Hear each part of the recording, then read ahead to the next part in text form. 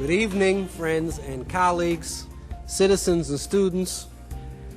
Welcome to the March 27, 2014 board meeting of the Prince George's County Board of Education. Young man, get us started. Good evening, Dr. Eubanks and members of the Board of Education, Dr. Maxwell and members of the Prince George's County Public School Executive Cabinet and members of the audience. My name is David Tucker. I am a 16-year-old student attending the Academy of Health Sciences at Prince George's Community College, the first middle college program in the state of Maryland. As a third-year student, I am dually enrolled in both high school and college, allowing me to earn my high school diploma from Prince George's County Public Schools and an associate's degree in health science from Prince George's Community College. My projected date of graduation is May of 2015. Presently, I am on track for completing high school. Also, I have successfully earned 24 credits and carrying 12 credits full-time this semester. I am happy to share that I have maintained a GPA of 4.0 and earned the distinction of being inducted into the National Honor Society and making the Dean's List at the college.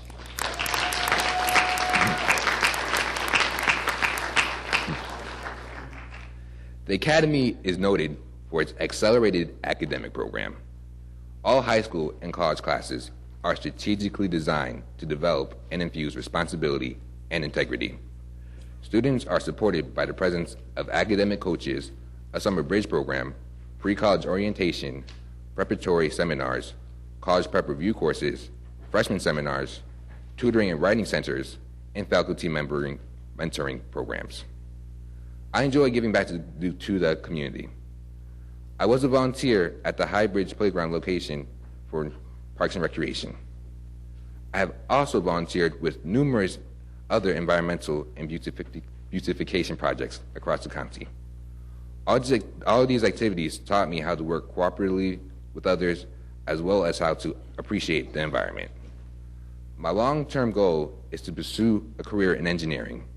The middle college program is very beneficial because not only is it helping my family with the cost of my college education, for which my parents and I are very grateful, but it is also allowing me to learn the rigors of college life in a very supportive environment before I step out on my own.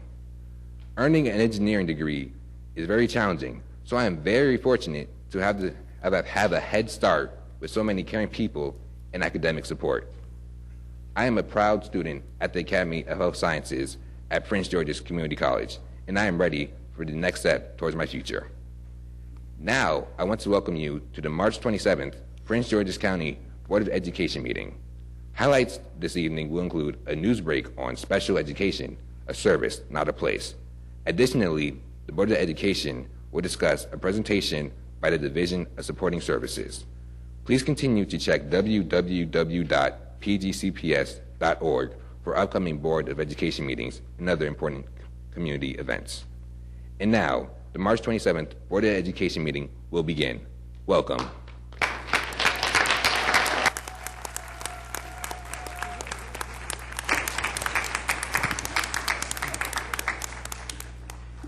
Thank you, Mr. David Tucker, again, 12th grade student at the Academy of Health Sciences High School. Thank you for that wonderful introduction. Yet another sparkling example of the skill, of the talent, of the class that our young men have. I know I haven't looked that good in a suit in a long time. Good-looking suit, young man. Thank you very much for that. Thank you. All right, ladies and gentlemen, before we begin, as always, please turn off your electronic devices. Got a lot of young people in your room. That means put your cell phones on silent or vibrate for us, please. Thank you very much. It does interfere with the taping of the meeting. And now, Ms. Jacobs, would you please lead the board prayer and pledge of allegiance? Oh God, we pray to administer that which is just in all educational policies, being ever mindful of your guidance, steer us to action with love, wisdom, and understanding. Amen. I pledge allegiance to the flag of the United States of America and to the republic for which it stands, one nation, under God, indivisible, with liberty and justice for all.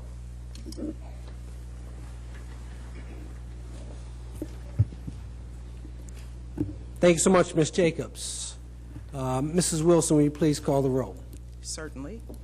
Dr. Anderson, Mr. Burrows, Ms. Epps, Here. Ms. Eubanks, Present. Ms. Higgins, Present.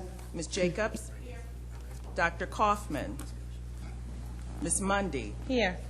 Mr. Valentine, Here. Ms. Waller, Present. Ms. Williams, I'm here. Ms. Muserio, Ms. Boston, Present.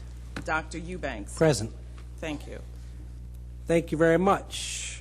Before I ask for a motion to adopt the agenda, Ms. Higgins, you have a motion? Whether I can get the mic to make the motion. Okay. Yes, thank you, Mr. Chair. I move that agenda item 11.1, public comment on non-agenda items, be moved after 3.1. It has been moved. Is there a second? I second. It has been moved and seconded. Is there any discussion? Hearing no discussion, all those in favor, please say aye. Aye. All those opposed? That motion does carry. Now, may I please have a motion to adopt the March 27th board meeting agenda as amended? Second. It's been moved, and I didn't hear the movement, but I heard the second. Good enough? Okay. Moved and seconded. Is there any discussion? All those in favor, please say aye. All those opposed? All right, your board agenda has been adopted. Colleagues, may I have a motion to approve the March 13, 2014 board meeting minutes on the topic of student achievement? So moved. It has been moved. May I have a second? I'll second, then I had a question. It has been moved and seconded. Ms. Higgins. Yes, thank you. In the minutes, it states that there was a request to get the full transportation report that was presented at the last meeting. Is that possible for that to come anytime soon? I'm sorry, the transition team report. I don't know why you didn't know what I was talking about. Yeah, right. I'll blame it on my meds. And we did a presentation. What are you asking about? Yes, at the presentation, it was asked if we could have a copy of the full transition team report, and we're assured that that would be possible. We got the highlights, which was 30 pages. Was what?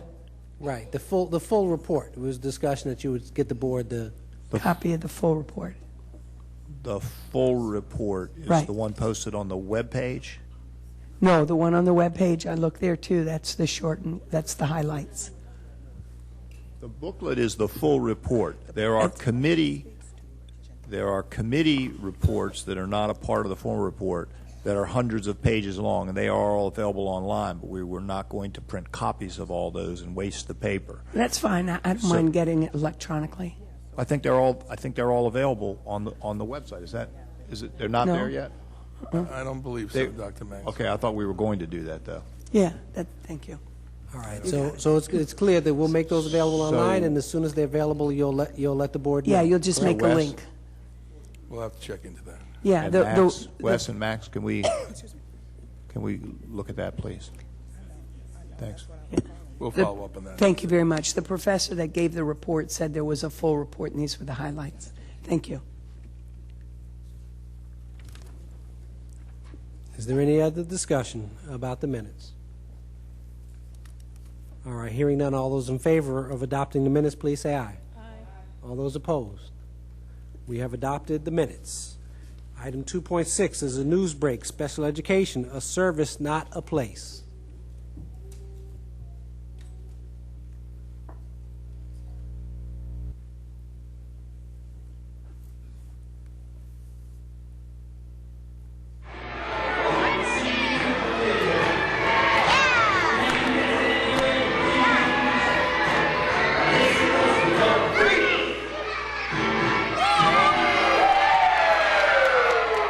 Whether they're jitterbugging at Wheatley Special Center, or splashing their way to gold medals at a local swim meet, or writing a story at school on their newly acquired iPads, Prince George's students with special needs are a picture of diversity. almost 15,000 strong and ranging in age from birth to 21 years old. Those who experience challenges in their development and their learning are getting just what they need in all 207 Prince George's County Public Schools. For while there are unique programs like community referenced instruction, early childhood centers, comprehensive special education, and regional schools, special education is not a place, but a service, one customized for each child. Each student receives specialized instruction according to their individualized educational program, frequently referenced as the IEP. So although we have goals for our students, they're very specifically designed in that document. So the IEP really addresses the very unique needs of the students, and they are based on goals that we have for that individual student. So some students might need vision services, for example, from one of our vision itinerants or in our vision programs. Other students might need attention on executive functioning skills. And again, those services can be delivered right in their neighborhood schools, sitting next to the students that they go play soccer with.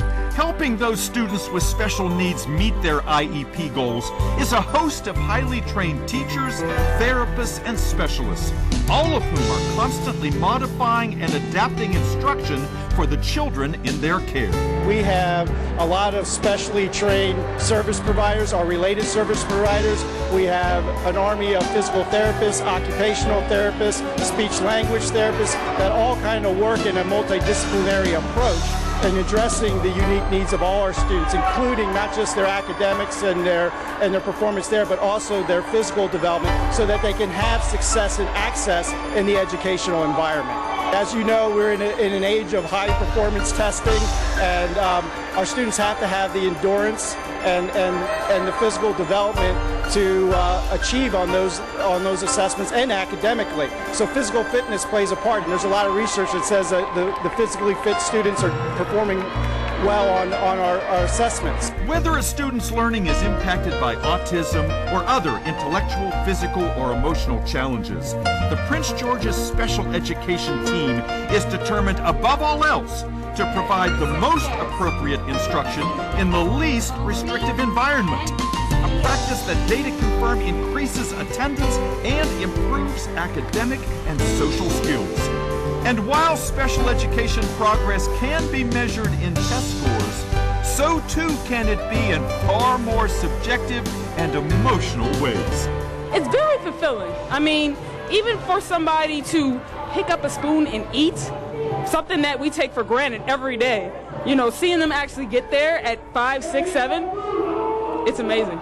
So to know that I'm making that difference, actually giving them a chance, because it's hard for moms and dads. They have to work, they have to take care of the house, car, whatever else. So that's why we're here. I want to give you another medal for being the best looking swimmer here. You got the best looking swimsuit on. Thank you. You're welcome. Very much. Thank you. Mom, what do you think about all this meet? Because I've seen you now 2 years. What's that mean to you? Oh, I love it. I love it because he's participating. He's actually verbalizing and talking, and something I've wished for years. So I love it. So while special education is indeed a service and not a place, an exception can be made perhaps for a place that lies deep in the human heart.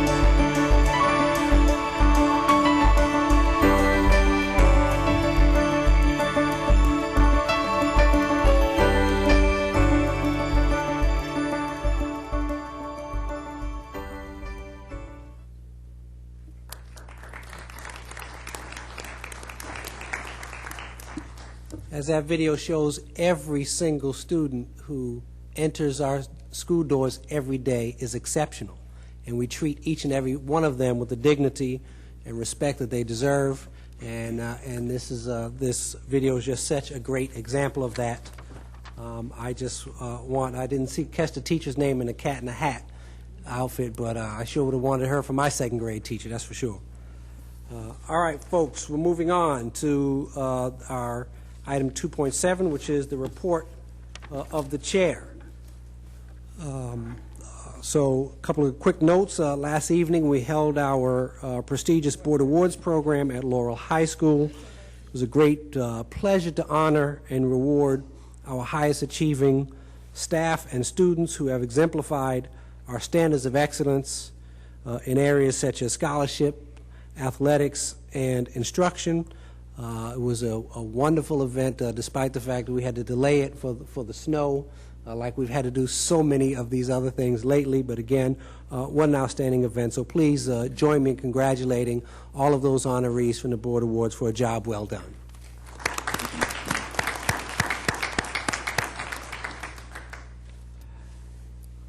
Some special kudos. This past weekend, Dr. Henry A. Wise Jr. High School won the 4A boys basketball state championship with a 70-43 victory over Walt Whitman High School.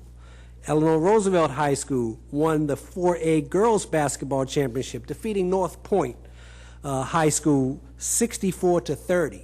And Potomac High School came out on top against Oakdale High School 64-51, winning the 2A boys basketball state champion. In addition, Frederick Douglass won the 2A boys indoor track championship. And so despite the poor sports center job I just did, let's give all of those outstanding athletes an applause for a job well done. I want to add that Wise High School won the Jack Willard Sportsmanship Award for the conduct of the band, cheer squad, and spectators. Congratulations again to our students at Wise High School. I want to add also that this past week I had just a tremendous honor and thrill to participate in an event co-sponsored by the Prince George's Philharmonic and the choir at Suitland High School. This was an event in which the Philharmonic, along with about 50 of our most talented students, performed Mozart's Requiem. For those who don't know, don't worry, I didn't know much about that either at the time. So imagine, if you will, a stage full of talented professional musicians. Many of them volunteer as part of the Prince George's Philharmonic, which, by the way, in and of itself is an outstanding group. And behind them, 50 high school students from Suitland High School.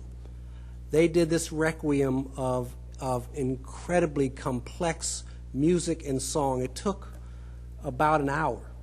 What was most amazing was not only were the amazing voices of the students, but the students stood. Number one, it was hot on the stage.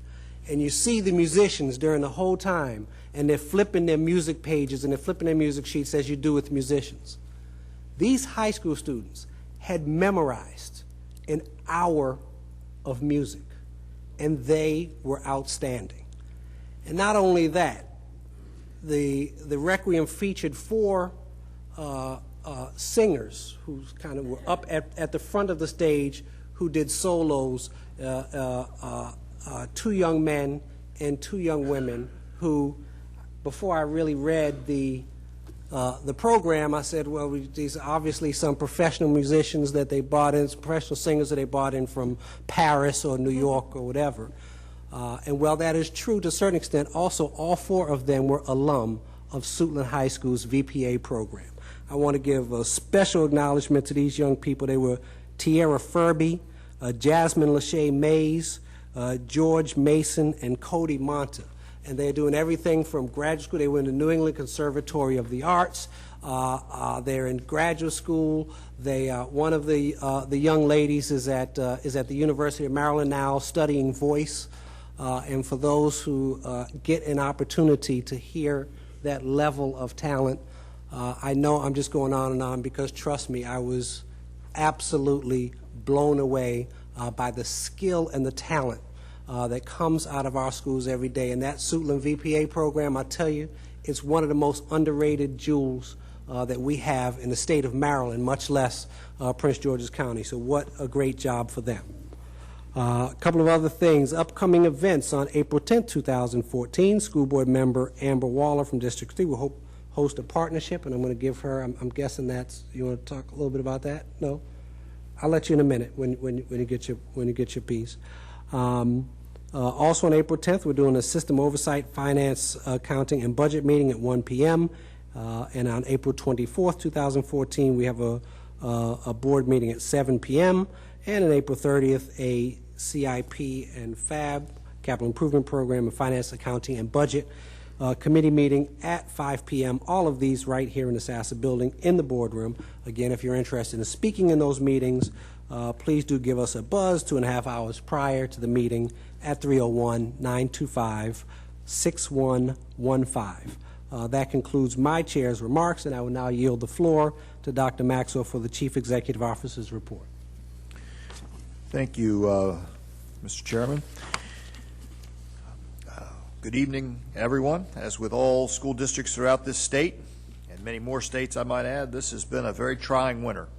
Pursuant to COMAR 13A.02.01.04, we have submitted or are submitting a request from the 180-day school requirement for students in Prince George's County Public Schools to our state superintendent, Dr. Lillian Lowry.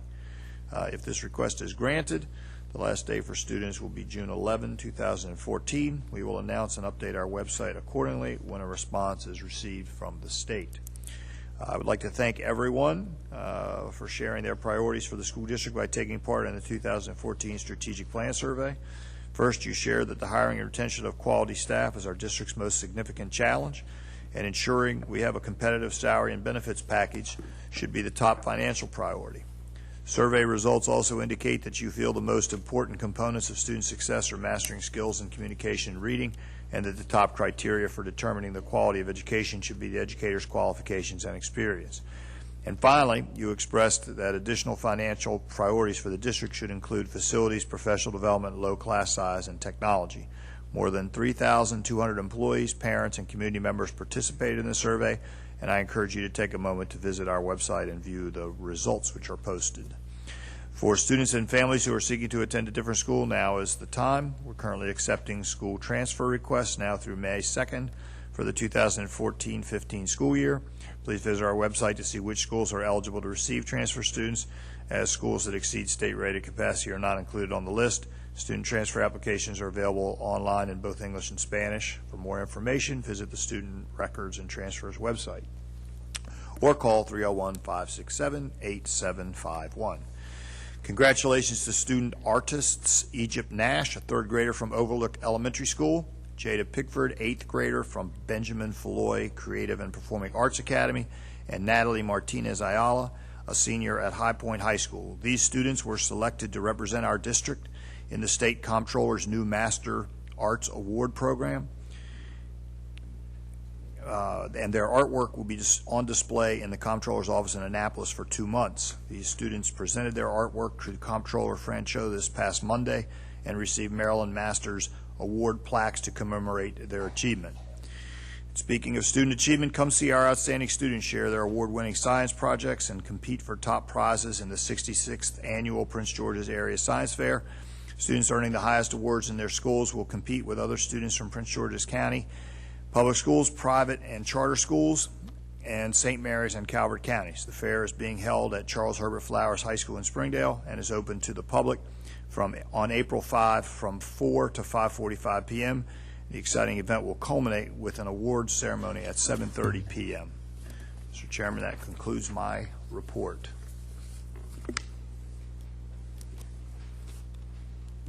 Thank you. Before we move on, I want to offer a point of personal privilege to Ms. Amber Waller. Thank you. First, good evening. On April the 10th, we will be having a second Partnering for Success community meeting at Hyattsville Middle School, April the 10th at 6:30. We know we have so many parents that we want to engage in our special students with special needs process. So many times our parents don't know what's available, but on that evening we're going to talk about what is a transition plan, when does transition planning take, how does an IEP support my student, what community services and agencies are available to support students. We had a first session at Thomas Stone Elementary School, and it was the parents wanted a second session. So we're going to come back and we're going to talk about resources and needs for special students.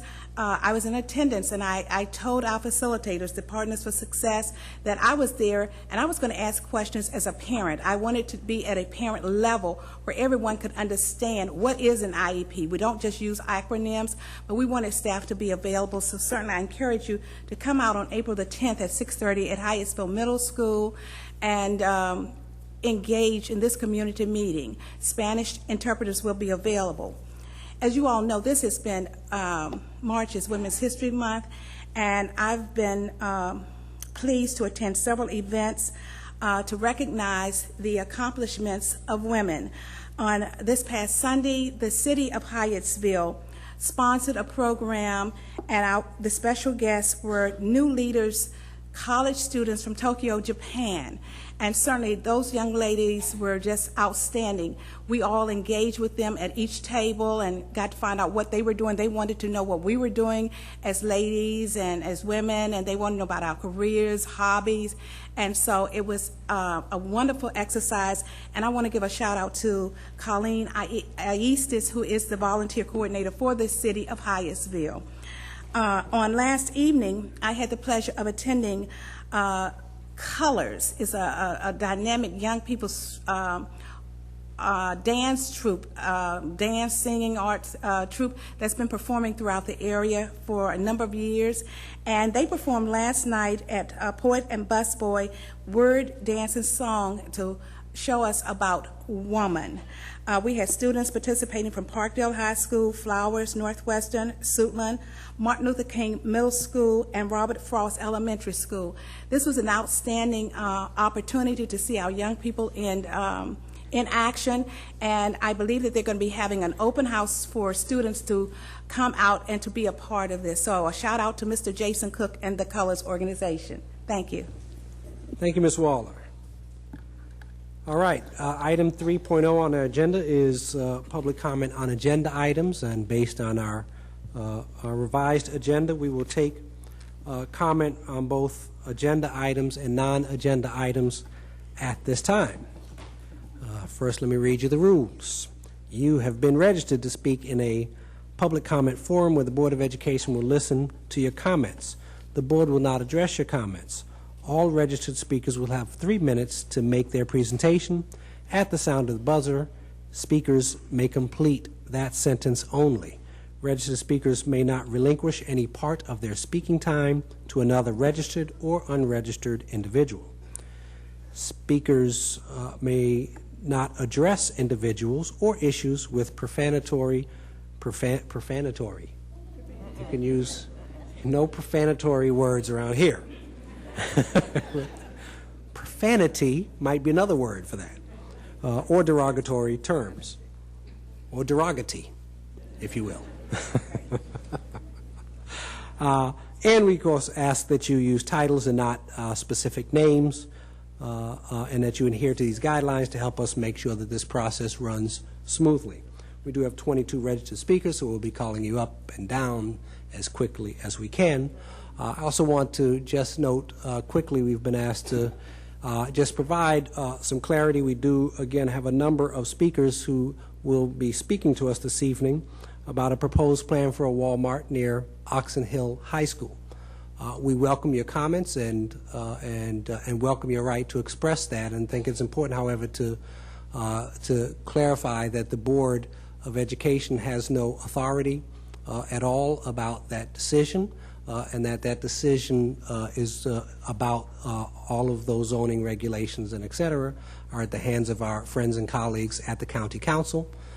You may already know that, but we want to make sure that you're just clear about that when you come up and speak to us. With that, we will start with comments on agenda items. We have 6 speakers for agenda item 9.2, Public Charter School Approval of Facility Use Agreement for the operation of Imagine Leland Public Charter School at Berkshire Elementary School. Our first speaker of the evening is Darren Dorsett. Is Darren Dorsett with us today?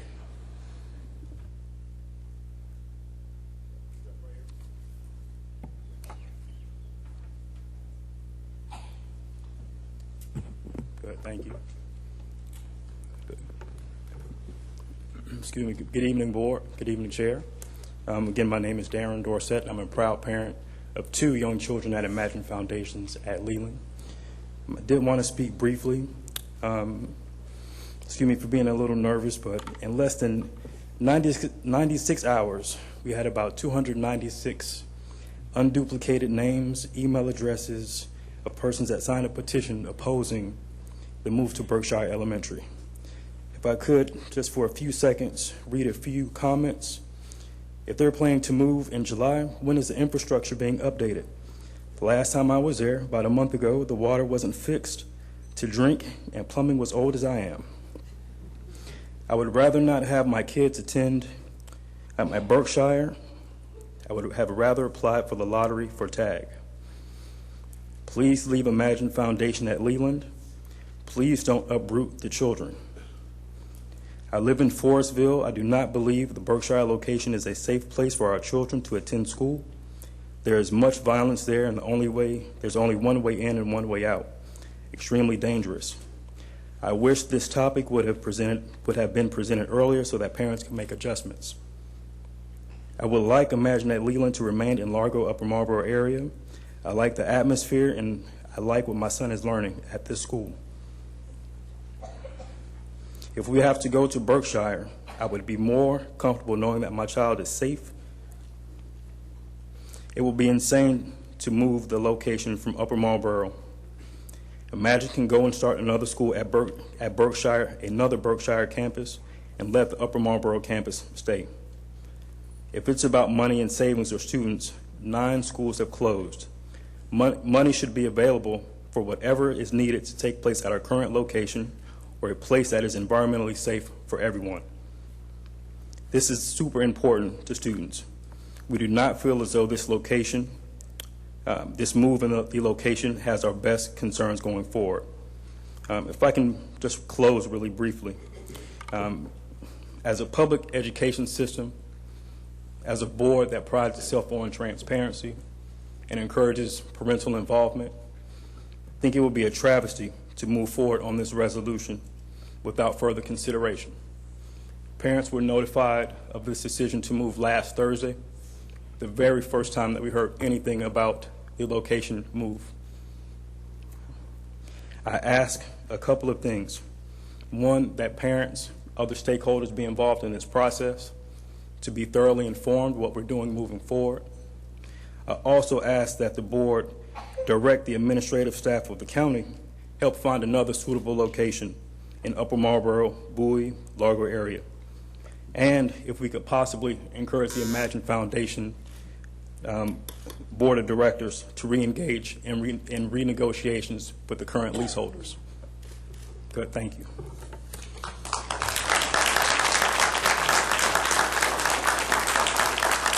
Thank you. Our next speaker is Toshua Parker.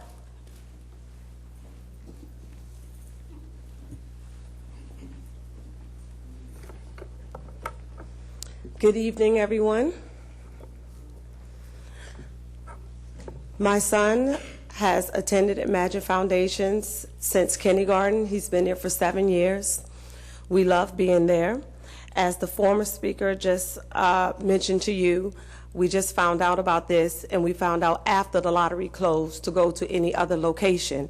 We had no other options to try other lotteries. Specialty schools just closed. We're not allowed to enter into that. One of the things I want to say about Berkshire was that I don't think that I'm wrong, I looked it up, but we go up to 8th grade, which means that the middle school children has to have a different space for the cafeteria and gym space. They shouldn't be shared space for middle school students. And so with the Berkshire location, that would not be possible. We would have to share the cafeteria space with gym. Also, having the one entrance coming in and out, we do not have bus transportation. All of our parents drive our kids to school, or they use outside van services. So the amount of parents coming into that location would be flooded. And already at the Queen Anne location, we're already outside on the street. So just imagine going to Berkshire in that small parking space. Also, we just pulled it up, and we have about 425 students at Imagine, and 305 parents have signed the petition not to go to Berkshire. And also with the water problem at Berkshire, that's also a main concern for the parents, and moving there and putting our students in that location. What we're asking for is, can we possibly consider other options? We've just been told this. What we would like to consider is maybe merging into a building with another school, a school that maybe has not a less enrollment, that maybe we can share space for a year to give parents options. Maybe we can convert an office space into a temporary location for us, so that may be another thing on the table. I know that you have buildings like Chrome Vocational School that needs remodeling and fixing, but may have the space to hold us in a capacity. Is that an option, that maybe we can get renovations started there and it'll still be in the same area that we're already in the Upper Marlboro area location, but maybe we can use that, or maybe another high school that is not in use that we can convert over. We also have teachers that's concerned that are leaving because they don't want to go there. So it's not just the parents, the staff as well. So we're hoping that maybe if we bring some more options to the table, you give us some more time to find something else, that it will possibly work for us, and you will consider our children and the parents' needs. Thank you. Thank you. Our next speaker is Katidra Nixon. Is Ms. Nixon with us today? Okay, great.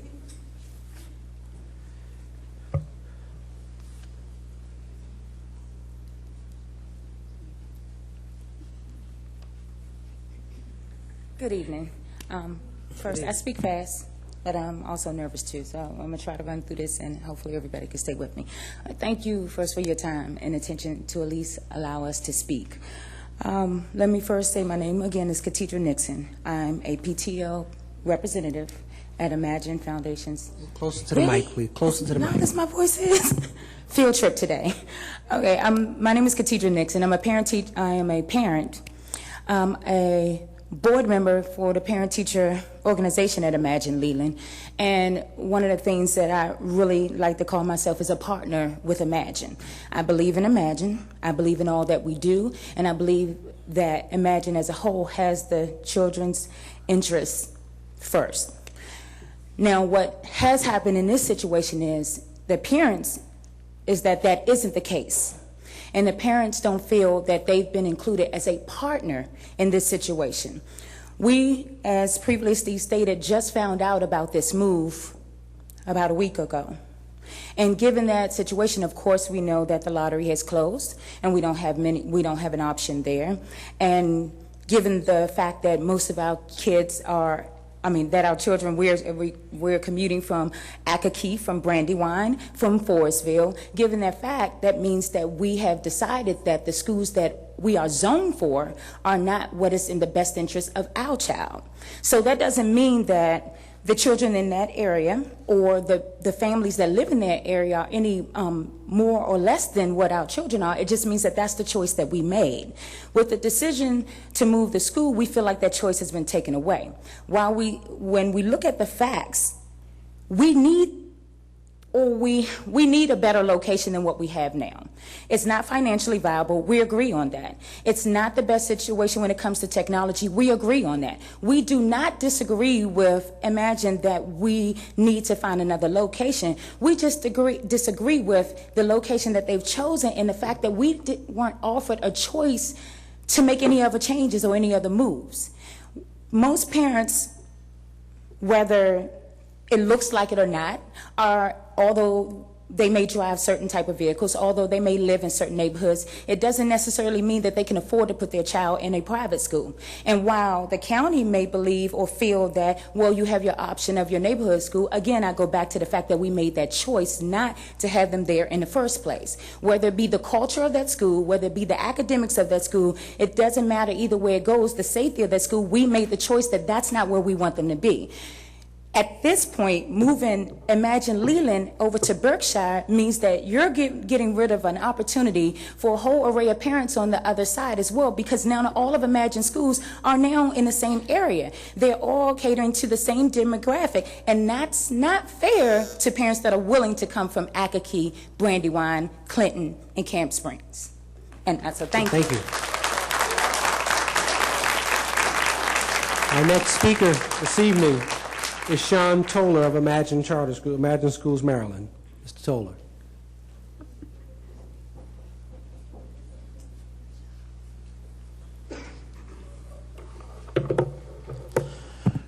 Good evening to the board, Dr. Maxwell. Thank you for this opportunity to speak.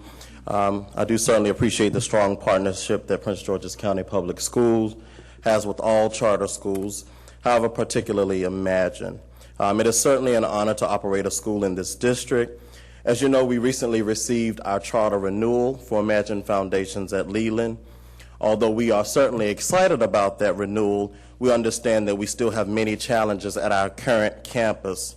I'm standing in favor of the move to the Berkshire campus in Forestville, Maryland, as this facility will address the following challenges favorably. Technology. Currently, we aren't able to assess our students effectively, as we are in the 21st century and want our students to be academically competitive with society. We want to ensure that we're able to assess them and also having them prepared for the PARCC assessment that is very fastly approaching. The bandwidth at this campus is extremely low, and so therefore this campus that we're proposing, Berkshire, has turnkey broadband. Security, as we do know, currently on the campus, there are many buildings on the campus in which students are located. This will place all our students in one location under one roof. And then lastly, the limited space and our programs. Currently, because we do share this space, we do not have full autonomy and full use of the entire facility, thus granting the school to have limitations placed on its academic achievements and programs. At the Berkshire campus, this will give us full use of the entire campus with complete autonomy to operate programs as needed, particularly for our students. The classrooms there are much larger, giving us more effective centers, chances for small group instruction, and differentiated instruction. Lastly, the Berkshire campus presents the capacity for the school to potentially serve more students, totaling up to 600 students. Although we realize the timing is unfortunate and not ideal in terms of notifying parents, we do deeply apologize for that and desire to meet all of the needs of our students and families. We are confident that the strength of the Imagine program, curriculum, and philosophy will outweigh all of the challenges that we potentially face. Together as team and family, we plan to continue to impact the lives of all of our students academically through character development. Thank you so much for this opportunity to speak. Thank you.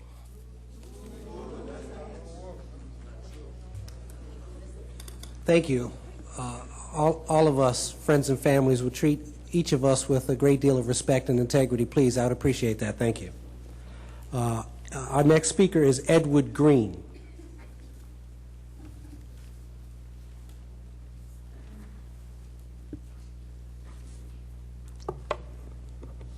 Good evening, Board and Dr. Maxwell. I'm Edward Green, and I am the Board Chair for Imagine Leland. For those who may not be aware of it, we've been in Prince George's County as a charter school for 7 years now. We had 4 years down at Brown Station Road in a building and also in trailers by the time we outgrew our capacity. We've now been at Leland for 3 years. We are looking for a permanent home. Our board supports the move to Berkshire. We think Berkshire has the potential to be a permanent home for us. We know with the limitations that we have in our current facility, which mentioned both was technology and also the cost, it is cost prohibitive. We have recently reestablished discussions with our current landlord. Our current landlord, knowing that we had cost concerns when we went into negotiations, the most recent proposal that they gave us was a 13% increase over what we already found was unsatisfactory, as well as additional fees that we would be asked to pay in that particular property. We cannot stay where we currently are. When we approached the school system, they were able to give us a location. That one location was Berkshire. We feel that Berkshire meets the needs as we go forward. It clearly addresses our technology concerns, and it clearly would address our cost concerns. And our landlord, which we have seen with Prince George's County Schools, since we have the Morningside campus also, is a much better landlord to deal with than our current landlord. Thank you very much for the time. Thank you. Our next speaker is Doug Messakar.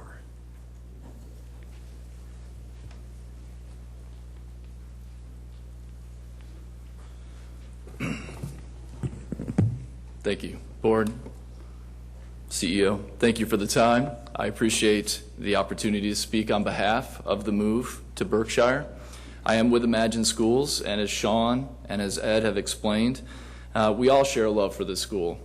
As we talked about at the last board meeting, we've had great success with this school, both academically and with the character education, and we firmly believe that location does not determine the academic success and the quality of the character education. So as explained before, we certainly have concerns around the technology infrastructure, the layout of the current campus, and we believe that the Berkshire campus will address many of those concerns. Now, we certainly understand that the parents of the students at our current location do have some concerns, and we have been working on outreach and discussion to gather those concerns and try to address them as best we can. Safety and security is our top priority, and we believe that the new location will allow for greater building security.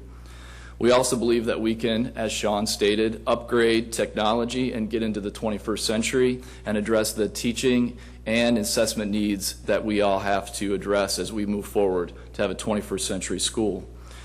In addition, as Ed explained, there are a number of issues with the current location, not least of which is the current landlord, who does place restrictions on our ability to do activities after school, including after-school tutoring and other activities that take place after school, and that a school needs to have as part of a fully functioning school that addresses all of the students' needs. We believe that the move will help address these concerns and allow us to take what is a really good school to another level of excellence.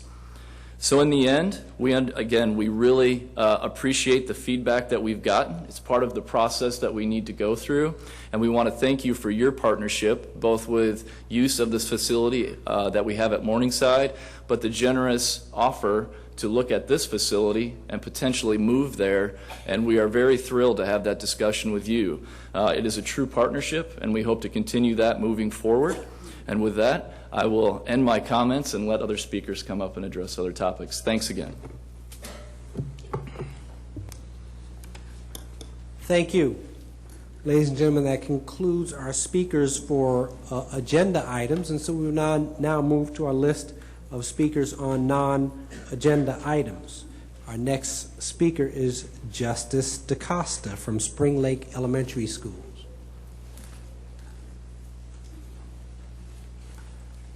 Is Justice here? Justice, how about Astrid DaCosta or Michael DaCosta? Are any of the DaCostas here tonight? None of the DaCostas are here tonight, so we will move on to the next speaker. Let me see if this person, Alma Williams Kelly. Is Alma Williams Kelly here tonight?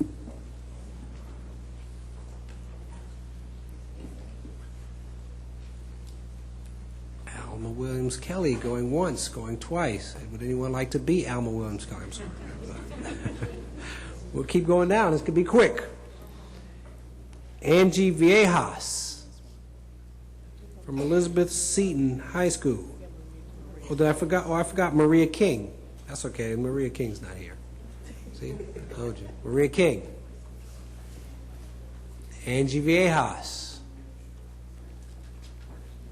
We'll keep going. How about Frashelle Baylor from Elizabeth Seton High School.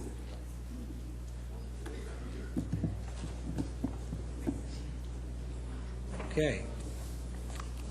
We'll keep going down the list. How about David Kahn? Do not tell me David Kahn's not here. All right, here you go. I can't believe I moved up on the list so fast. Good evening. I want to speak today about 4 policies, 2 that are on the agenda and 2 that might be on a future agenda. First of all, I want to congratulate the board for bringing back the culturally proficient schools policy in a much improved form. Some weeks ago at a board meeting, I expressed my concerns about the possible unintended consequences of the previous draft. The board took that under advisement. It had a very open and transparent process in which I was permitted to comment, and it really improved this very important policy, and I believe in this policy, and I hope that it's very successful, but it is far less likely to cause the problems that we talked about some weeks ago. So thank you, and thank you for the transparency. The internal audit policy that you have before you today, it's good as far as it goes. It brings the internal auditors directly under the board where that office belongs. However, it's somewhat disingenuous to say that the fact that the internal auditors are hired and can be fired by the board, that creates independence, because the board also might be a subject of the work of the internal auditors. So if you can't amend it, and I hope you can, at least in the contracts for these people, there ought to be something that they can be fired only for cause, for misfeasance, malfeasance, or nonfeasance, and not because they are coming a little too close to a member of the board or otherwise are being politically incorrect in the important work that they might do. Now that leads me to another policy. A few weeks ago, the CEO announced that he was establishing an office of the Ombudsman. I am an ombudsman for a major national organization of some 56,000 members. And I believe in the ombudsman concept, and it's great that Dr. Maxwell wants to have one. However, like with the auditors, an ombudsman needs to be reporting to the highest level, which is the board, so that it can be more independent of the very administration that it is helping to resolve conflict with. But that also goes to the independence. And the chair mentioned the need for independence when this came up before. So whether it's under the board or under the administration, and I believe it really belongs under the board, that office also needs protection for its independence. Well, I had one more. I'll save it for another time. Thank you very much. Thank you.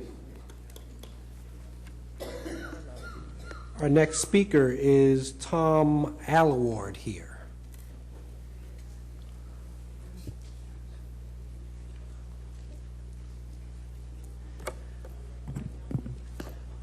Good evening. I'm before you this evening as the Vice President of the Greater Beltsville Business Association to speak about the need to replace High Point High School. I'm sure you're all familiar with this. High Point High School opened its doors in 1954, just 2 years before I arrived at Prince George's General Hospital. Both of these venerable institutions are older than I am. We all know that the hospital is now going to be completely replaced despite many significant expansions and renovations over the years. High Point High School needs the same approach because even a significant renovation at this time won't adequately address the students' needs. As business owners, we know that keeping our facilities up to date is critical for successful operations. Consistent reinvestment helps companies sustain growth and keep employee morale high. Quality facilities are crucial to employee attraction and retention. A school facility is no different. Without reinvestment and consistent improvement, the facility cannot support the programs. The faculty and staff will look elsewhere for employment. The students and their families will seek alternative schools. Many will even choose to move their residence to be in an alternate school district. This flight to quality has a devastating impact on the economy of the area being vacated. Likewise, it has an impact on the school being avoided. High Point High School is proud to have one of the most diverse student populations in the county. This is the world we live in, and thus our students should be educated in this environment. Without significant change, High Point will lose a portion of that diversity, as those who can will seek education alternatives elsewhere. Despite the desire to promote good teaching practices using the most modern equipment, the existing facility simply cannot accommodate today's technologies. Numerous classrooms with a single outlet will not support the computer and audiovisual equipment that is routinely used in today's educational process. The academic program at High Point High School is hampered by the building itself. New special areas of study, academies, should be accommodated in facilities that address the special needs and space requirements, mechanical requirements, which they need to perform. This isn't possible at High Point High School. Over the years, modifications have been made to address ADA access issues, but these fixes fall far short of the law. And I will submit the rest of my document for the record. Thank you. Thank you very much. Our next speaker this evening is Monicure McCaskill. Is Ms. or Mrs. McCaskill here? How about Tamar Davis Brown? Is Tamar Davis Brown here?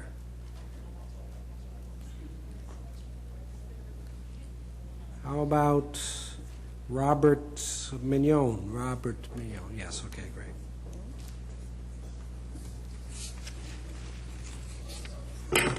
Good evening, board members, Mr. Superintendent. My name is Bob Mignon. I live in Laurel, Maryland, and I also am here to talk about the replacement of High Point High School.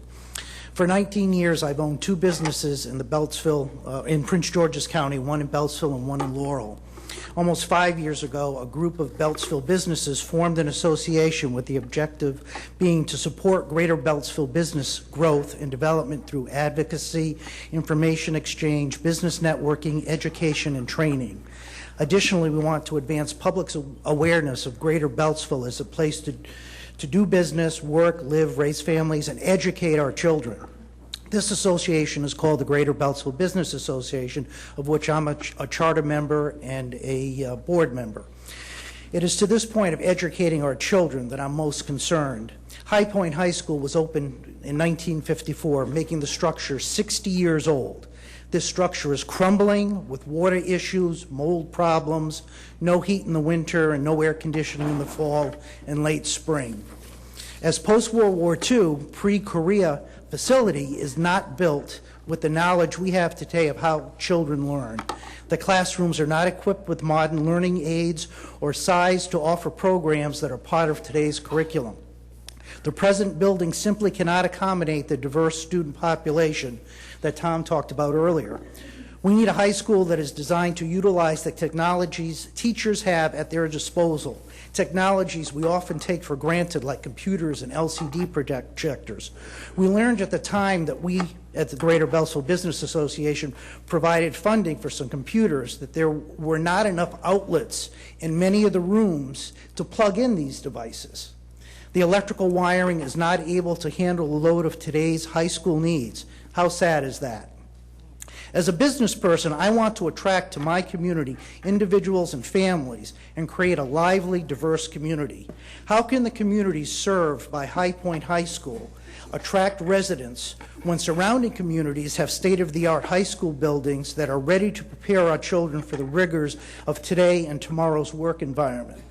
Why would someone with children choose a school that is inferior structurally and thus not able to offer a facility that both students and teachers can benefit from and show proudly?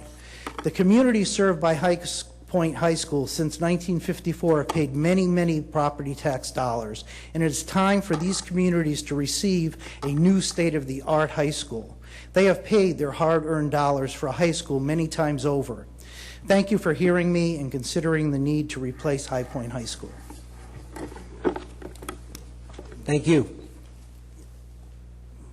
Our next speaker is Katrina Barnett Harkley here. Katrina Barnett Harkley.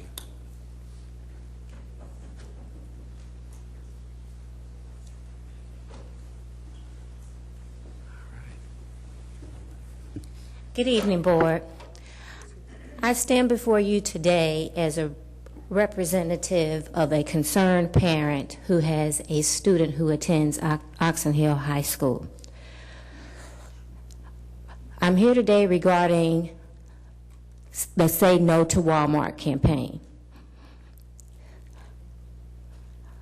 Walmart is in the process of trying to build a super center 24-hour store next door to John Hanson Montessori School and in close proximity to the front of the newly built Oxon Hill High School. As a concerned parent, I truly do love Walmart. I shop at Walmart on a regular basis. However, I strongly feel, and I understand that you cannot support or deny this particular structure. However, I believe the board, as well as the entire community, need to be aware of the fact that that particular area where they would like to build their new supercenter is not a good spot for Walmart because of the fact it's a huge risk for our children, our elementary school children, as well as our high school children that walk back and forth, that play during recess, the kids that have after-school activities, before after-school activities. There's we believe that, of course, we support development. However, there should be some type of boundaries of where one can build and whether or not if it's a safety factor. Basically, I know that you cannot support or deny, but just think about it. Our children, when they're at school, it's like a second home. Would you want Walmart to build a store next door to your home or in your front yard? More than likely, whether you support or you do not support Walmart, the answer would be no. Please think of this as a community, whether or not if you think it would be safe for Walmart to build a supercenter 24-hour store next door to where your child goes to school, whether it's your child that's in elementary school or your child that's in high school. I say I love Walmart. I just don't think that they should build right next door to our dear elementary school or in front of our newly built high school. I believe that Oxon Hill, yes, they do need a super Walmart or a Walmart in general, but hopefully they can find another facility or another place to build. Thank you for your time. Thank you. Our next speaker is Jocelyn Ford. Is Jocelyn Ford here this evening?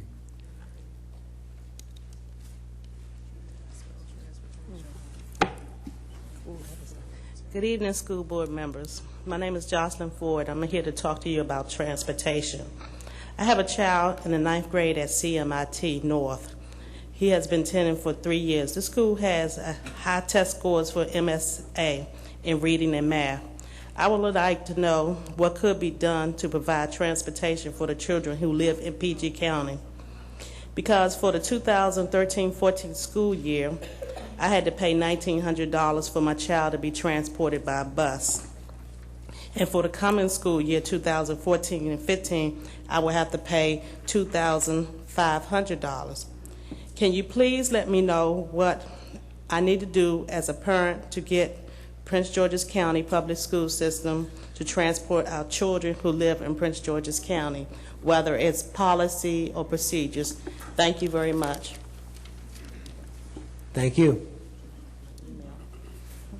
Our next speaker is Maria Morales. Is Maria Morales here this evening? Maria Morales, one more time. All right, the final speaker on my list this evening is Gerald Meggett. Good afternoon, Board and CEO. I bring you greetings for volunteer efforts that's happening at Oxon Hill Middle School. I was privileged to have the opportunity to speak to about 600 students around an entrepreneurial readyship program that we kicked off almost 2 weeks ago, a 4-week program. Of the 600 students, we had 120 show interest, take home permission slips to parents and bring them back. We're able to onboard about 30 students, and we finished phase 2 of the program. So we had a great opportunity going through idea creation, business model generation, and I left the school today in which 30 kids were building their websites and looking at competitors for new ideas. But today I have another volunteer opportunity I want to share and really help spread the word about during the summer that I think can be outstanding for our schools. So I wrote this down just to really help and manage time. I truly believe we pay a price when we deprive children of the exposure to real-world skills, opportunities, and the advanced learning they need to make themselves good citizens. In the professional world and academic settings, we talk about STEM, but in the mind of a teen, which I truly know more now than ever before, they don't really understand that software is eating the world. They don't realize if they don't graduate with a STEM major, they'll be overlooked by global competition in this new digital world that's currently in its infancy stage. I don't want our students to lack the fundamentals they clearly need in order to fit in the workspace of the future. So I've created an outstanding event, myself and my team, called Hacker Fridays.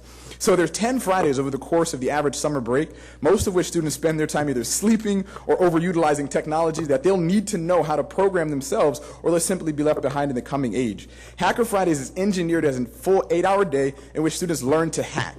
They learn the basics so they can build the apps they download. They learn how to build the games they get their parents to buy for them, and how to build the websites they visit on a regular basis. So using open source training, simulations on coding, which is all free, and connecting with Bloomberg's media team, which is a great resource for me, I can help change the lives of 25 to 50 students every single Friday within a Prince George's County middle school or high school. And again, it's all free.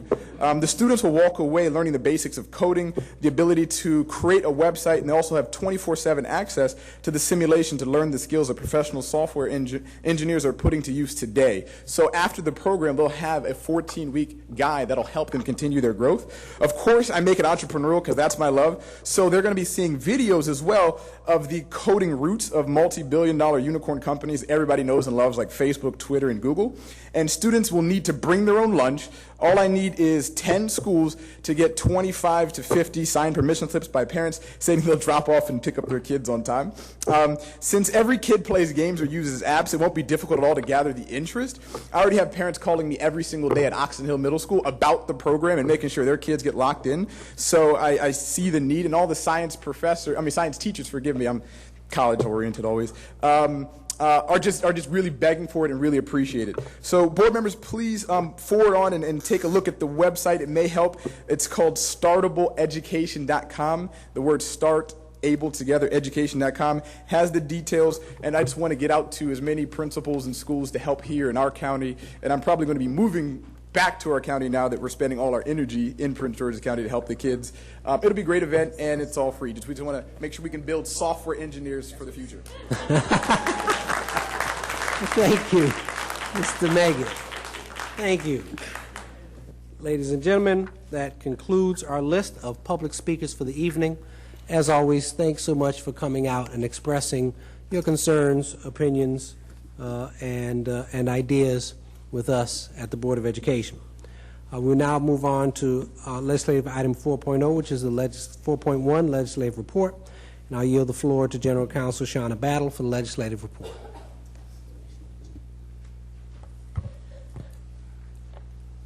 Good evening, Dr. Eubanks, members of the Board of Education.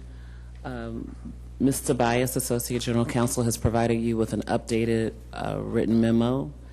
She's given you an update on where the bills are that she had presented to you in the past and the bills that we had been monitoring. And there's no action required at this time. Okay, colleagues, we have the written report in front of us. Are there any questions? Ms. Higgins. Thank you very much. Ms. Battle, I received information on House Bill 440 regarding school bus vehicles, that only authorized people could get on the vehicles. Could you talk about if a parent wants to accompany their child on the school bus, particularly the little ones on the first day of school, what impact this bill may have?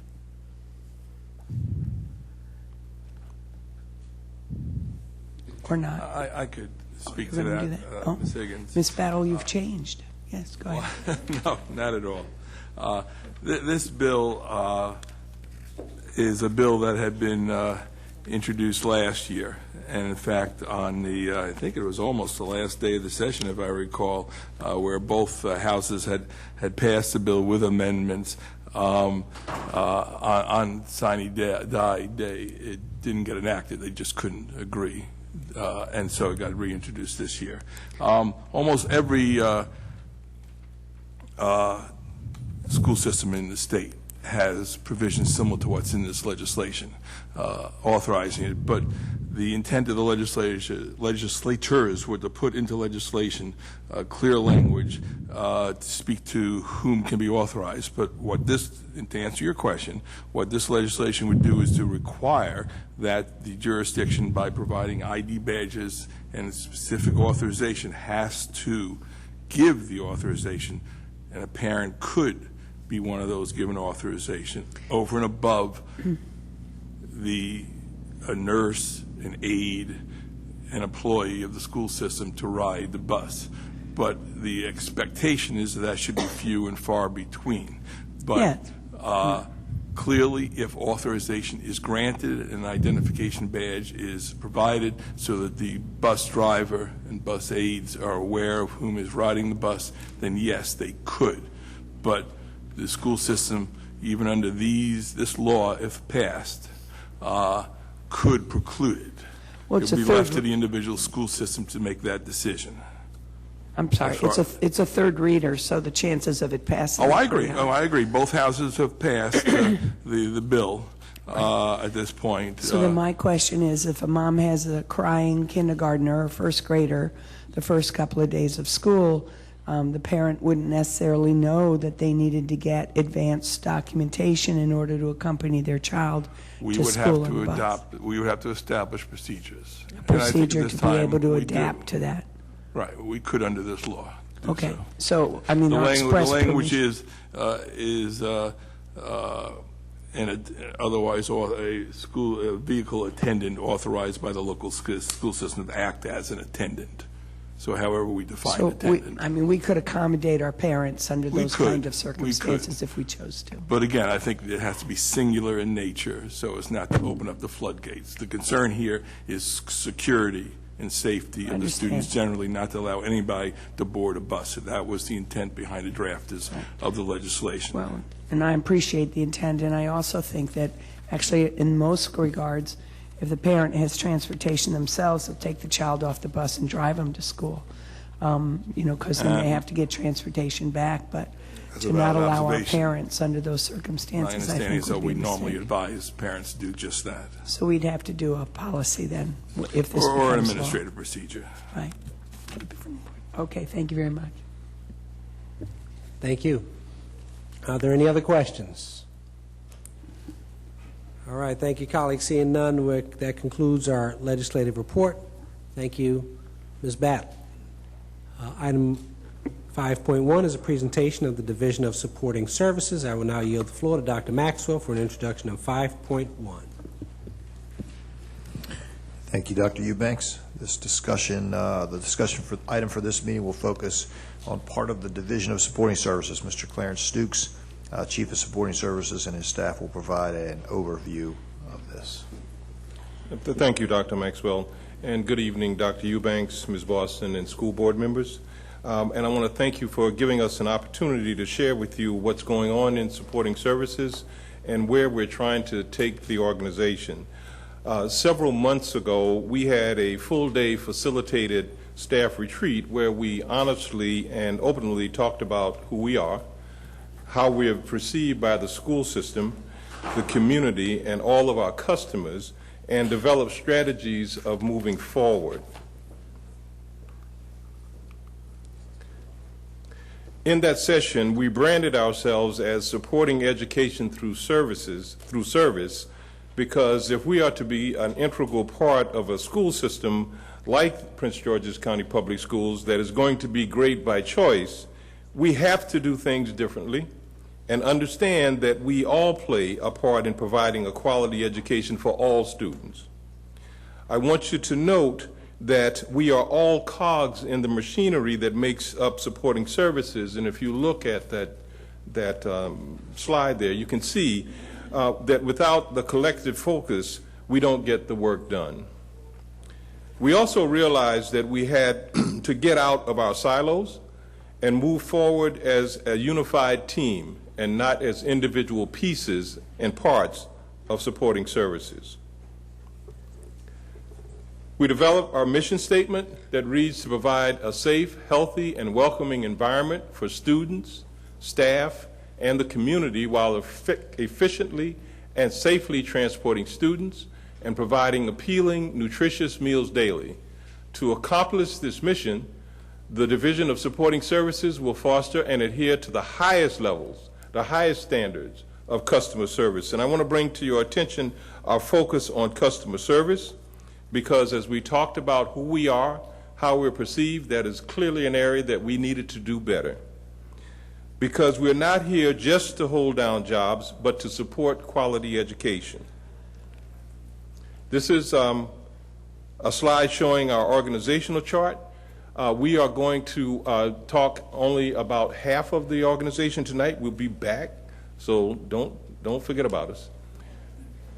We're going to talk tonight about Sarah Woodhead, Director of Capital Programs, will speak. Rex Barrett, Director of Security Services, will speak.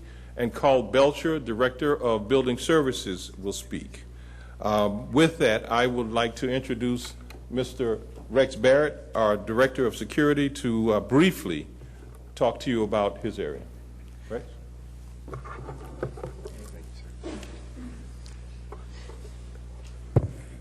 Thank you, Mr. Stukes. Good evening, Dr. Eubanks, board members, Dr. Maxwell, executive cabinet members. I'm Rex Barrett. I'm the Director of Security Services, and I would like to thank you for the opportunity to give you a presentation about some of the exciting things that we're doing in security. Everything starts obviously with a mission. Obviously, our mission is to provide a safe and orderly learning environment that enhances the safety and security of students, staff, visitors, and parents. Although it's a small sentence, it's a challenging and daunting task. In order to make sure that we're successful, we had to take a collaborative approach. We had to work with our internal stakeholders and external stakeholders. Some of the examples of the internal stakeholders would be capital programs. We have a lot of security initiatives that we're undertaking this year that we need, obviously, assistance from their shop. Another stakeholder would be building maintenance and building services, because a lot of this equipment that we're purchasing needs to be installed and it needs to be maintained. With our safety office helps us with a lot of our drills, capturing information and data, things along those lines. Externally, what obviously is important is a lot of our community leaders, diversionary programs, police and fire departments. I provided this slide here just to give you a general idea of what the security services section is made up of. There's a lot of different titles and job functions within security services. The one that I want to highlight here is the one lead investigators. And as you see next to that, it's the first line supervisor position.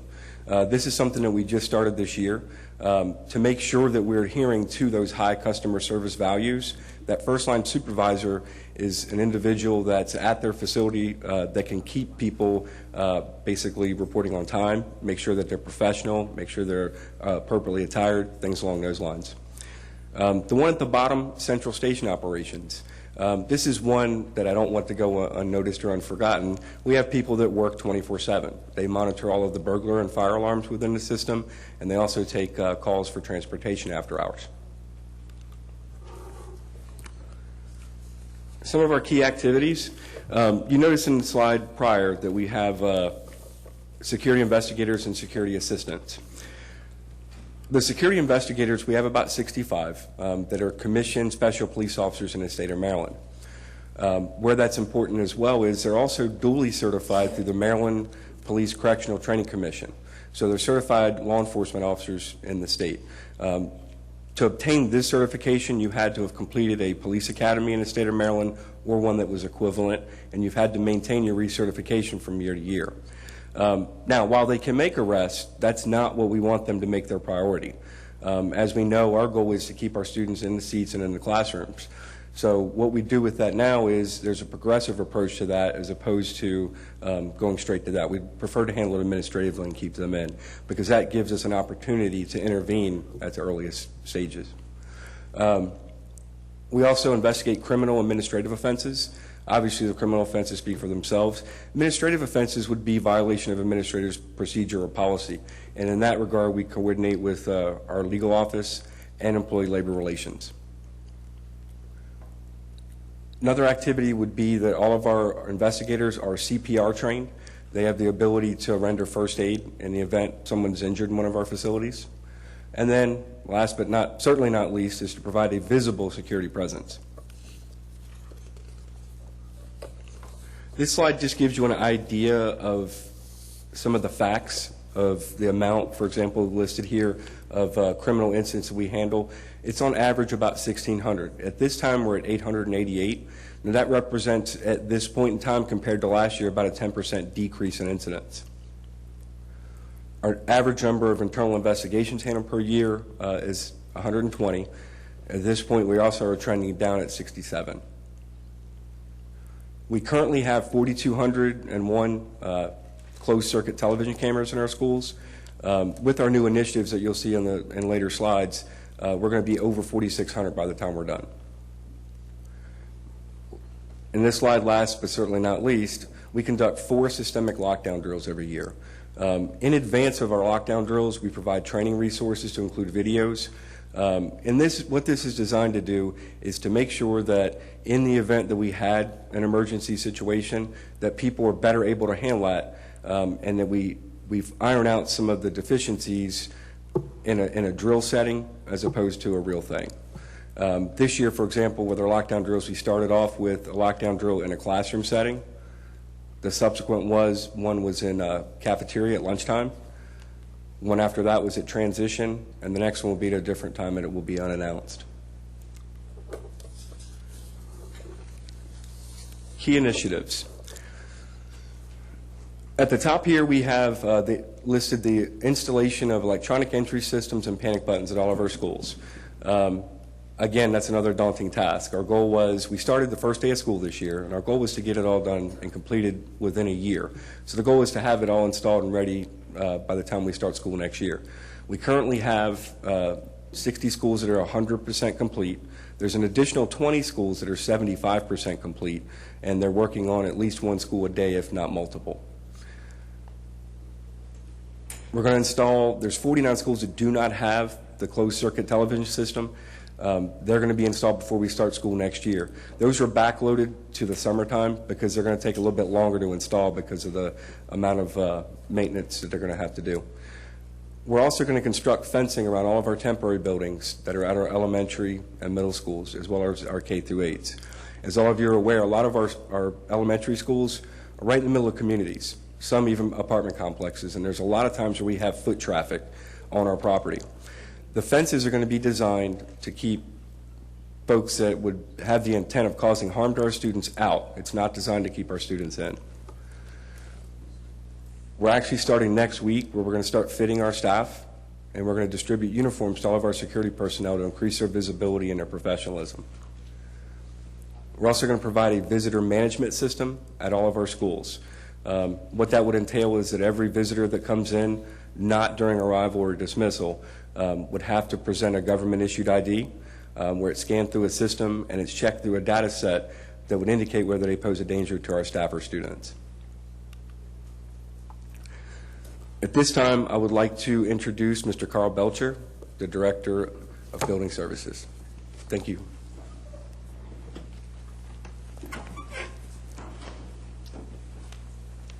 Thank you, Rex. Board Chair, board members, Dr. Maxwell, PGCPS staff, and community members. My name is Carl Belcher, and I'm the Director of Building Services, and I'm very happy to talk to you about building services this evening.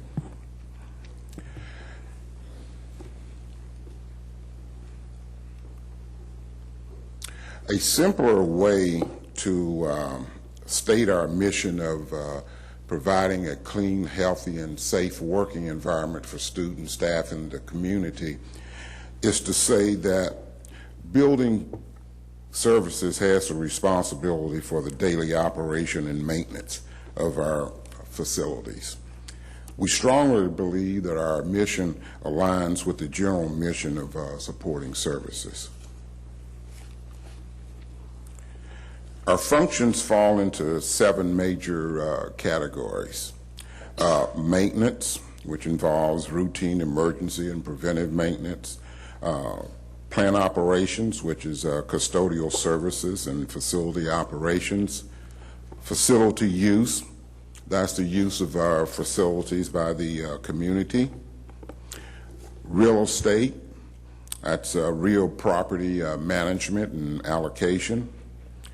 Integrated pest management, that's complying with USDA regulations and keeping our schools free from vermin.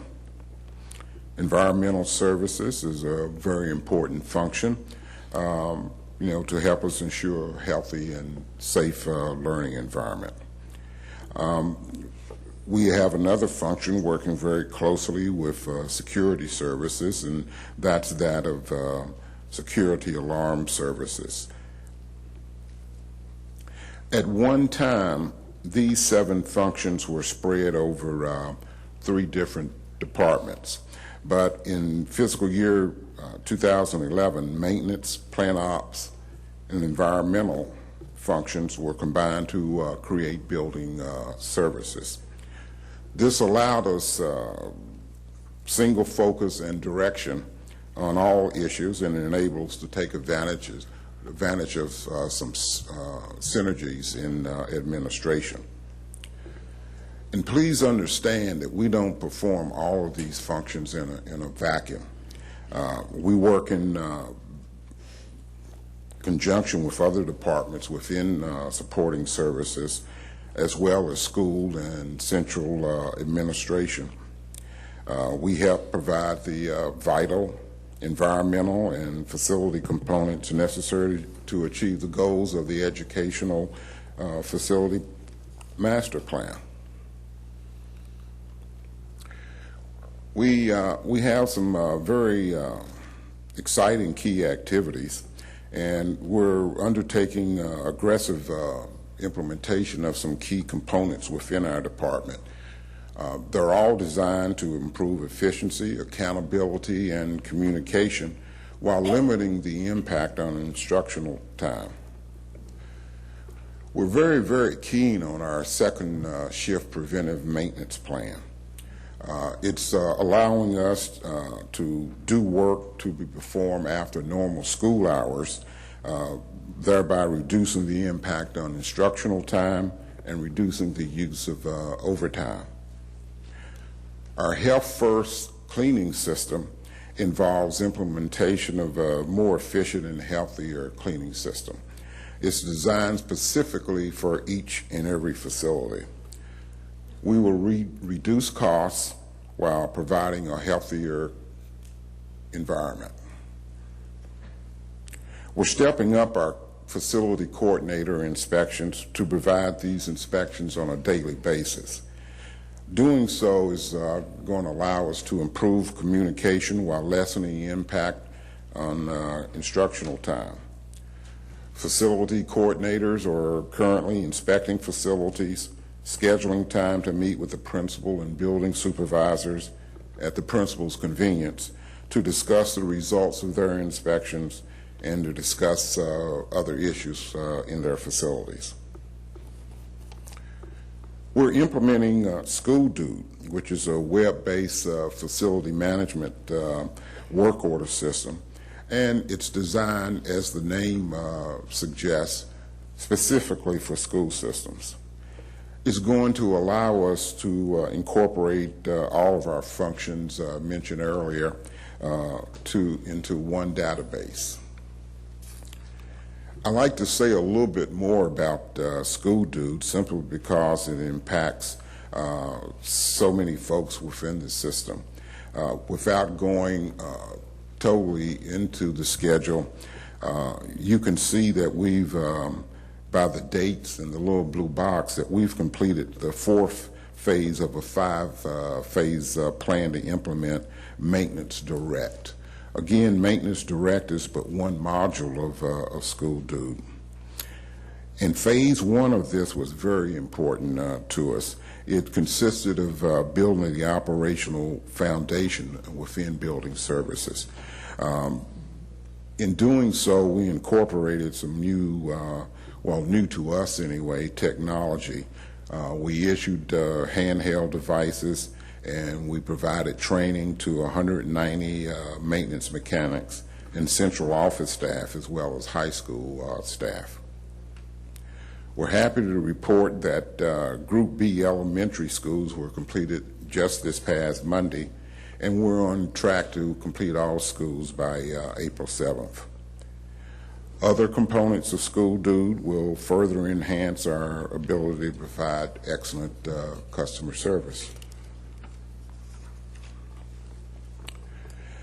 Given the amount of snow we had this winter, I think it's very appropriate that our icon is that of a dump truck. We should have put a plow on it. The 700, or our ground shop of our maintenance department, move a lot of snow this winter and deserve a lot of credit. Maintenance is a very major component of building service. Maintenance completes over 33,000 work orders each year. We maintain over 20 million square feet of school and office space. Again, it's a collaborative effort. We work very closely with Sarah Woodhead's folks in capital programs to develop the comprehensive maintenance plan and other key components of our capital improvement program. We work together closely, sharing information to more effectively use our capital resources to reduce our staggering deferred maintenance that's outlined in the Parsons study. We work very closely with security services, as Mr. Barrett mentioned, to provide support of their electronic entry system and fencing of temporary buildings. More recently, we've begun partnering with Prince George's Community College to provide college-level training for our maintenance employees and all other building services staff. Plant operations, as you can see from the slide, we maintain and clean more than 20 million square feet of school and office space. I think it's very important to note that our custodians perform above the 20,000 square feet per FTE industry standard. We're responsible for opening and securing over 200 facilities each day. We perform over 400 safety checks of boilers and fire protection systems each day. We maintain over 3,400 acres of grounds and landscaping. And we feel we do an excellent job of supporting food nutrition services and the board's initiatives of breakfast in the classroom.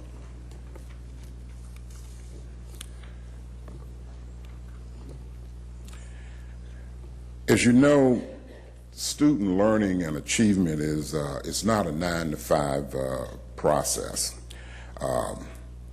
Facility use of our schools is an adjunct to that process.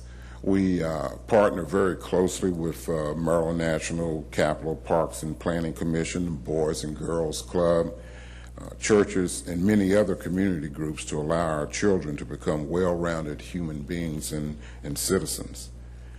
We also use our schools for county, state, and national democratic elections. I think it's important to note that within School Dude, plans are being developed to automate this process. We envision a system where applicants can apply online and get an immediate response. We'll then be able to schedule lighting, heat and AC, and custodial support for the desired event, and do it all online. Our energy performance contract, I think most of you know that in 2006 we established contracts with 2 energy service companies, and I'm showing on the slide, and it's a little misaligned, but we've done a lot of work. So you can see the number of chiller replacements, lighting replacements, and so forth. Currently, we're closing out the construction, and we're doing training for these new systems. We're developing service agreements, and we're calculating our savings and verifying those savings.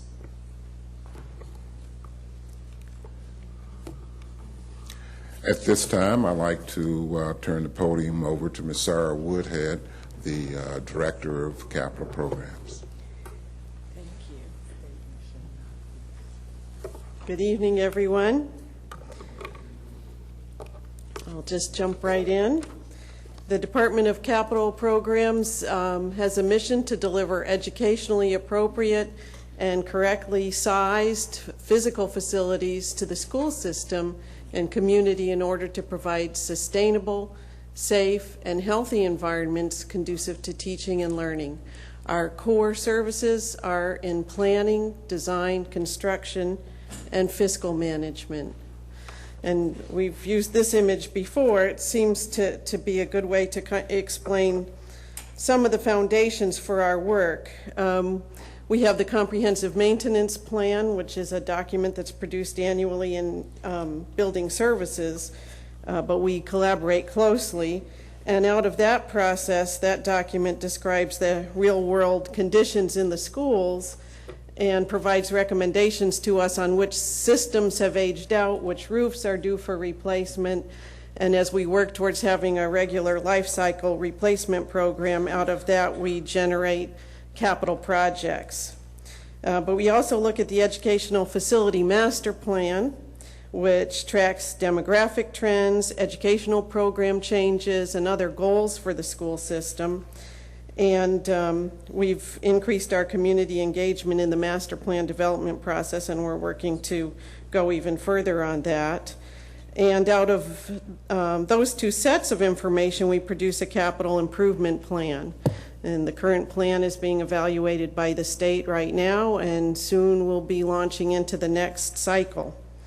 So the capital plan takes all the information that we've gathered from the field and from the educational programs, and we work through priorities for funding, looking at what's available using state and local funding and grants and sometimes some federal funding, and produce a capital budget. And out of that emerge our capital projects.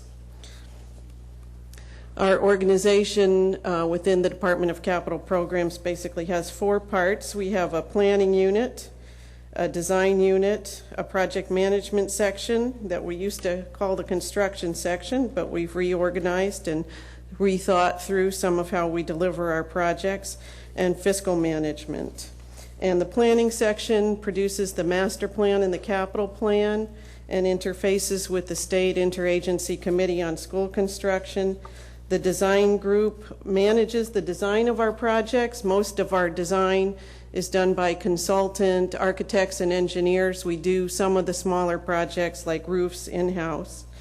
Our project management section will see projects from cradle to grave rather than just during construction, and we have been working to expand the staffing in that section.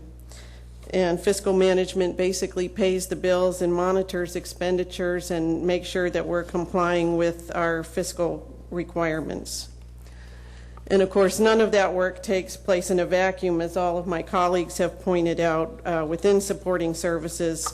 I only listed some of the departments there, but we all work together continuously to help shape the program within the division. But we also work with other departments throughout the school system. I listed some here, but it's a long list. Academic programs, special education, pupil accounting, and school boundaries.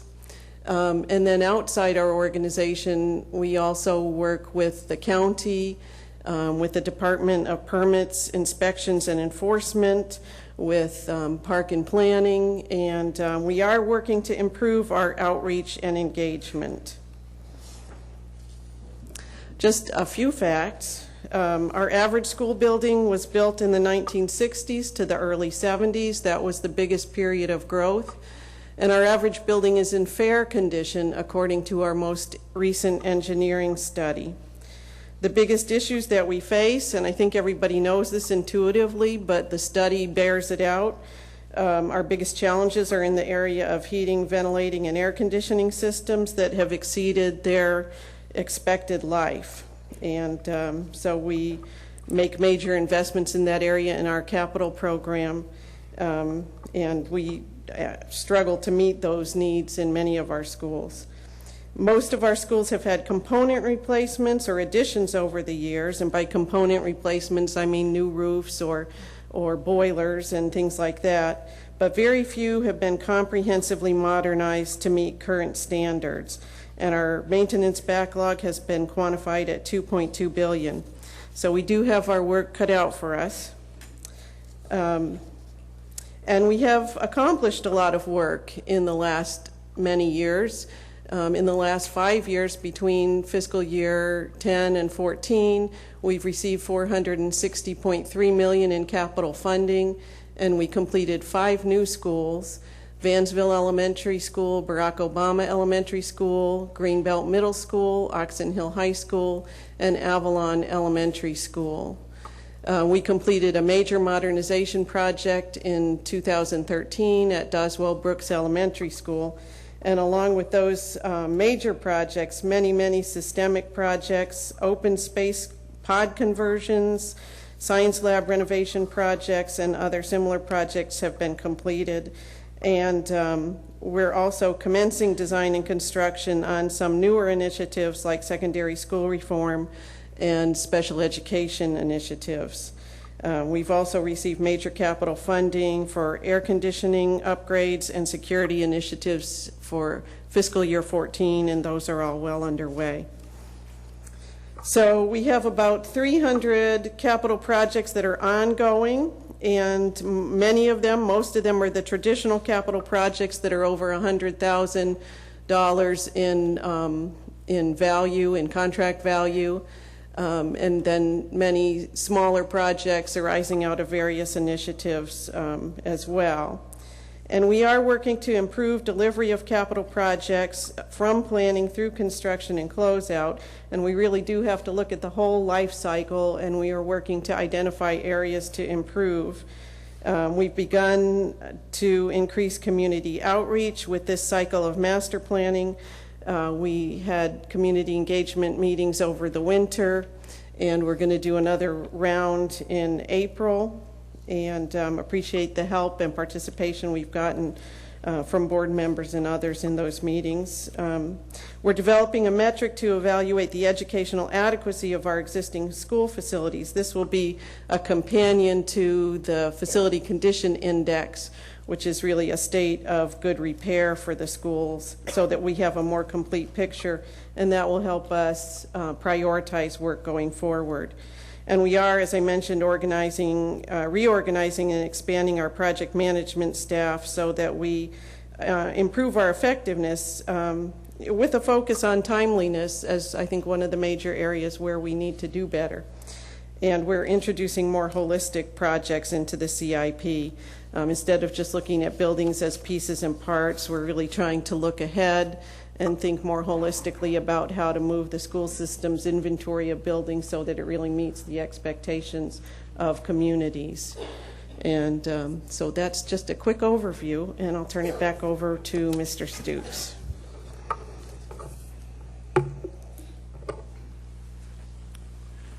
Thank you, Ms. Woodhead. I hope the board and the community can get a sense that we're in the process of changing the culture of supporting services and working to support a school system that is truly great by choice. We are not where we want to be, but I think we feel like we are on the right road. Next time we present, we will be presenting to you about our safety unit, transportation, and food, the food services division, which are all major parts of the piece. And now, if you have any questions, we'd be more than happy to try to answer them. Thank you. Thank you so much, Mr. Stoops and colleagues, for that great presentation. Colleagues, we will now open the floor for questions. Ms. Higgins.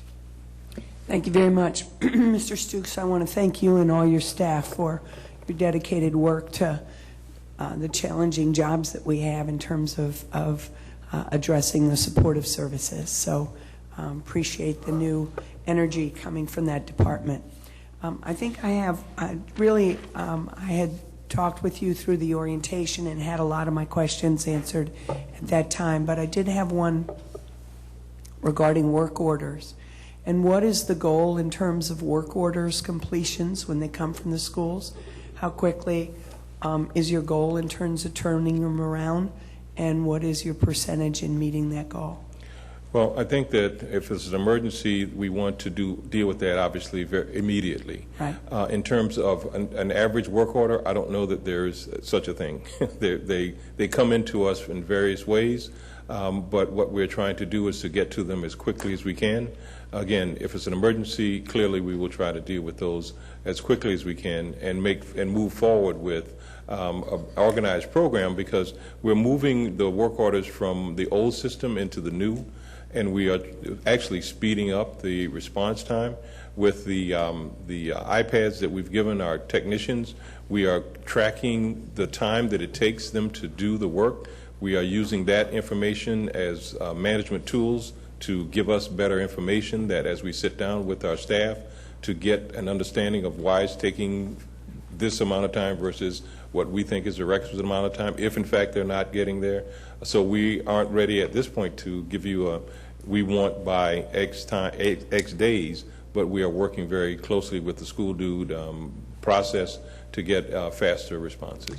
Thank you for that. Maybe when the supportive services comes back as part of their secondary, if you could provide a little more kind of details in that, or where you are in providing those details, because I know prior to your tenure, it was consistently an issue at schools that were waiting, 6 to 9 months for some of those work orders. So it would be nice to hear where we are in time speeding that up. Yeah, we want to be realistic with whatever we tell our customers, because as I said, customer service is a big focus for us now.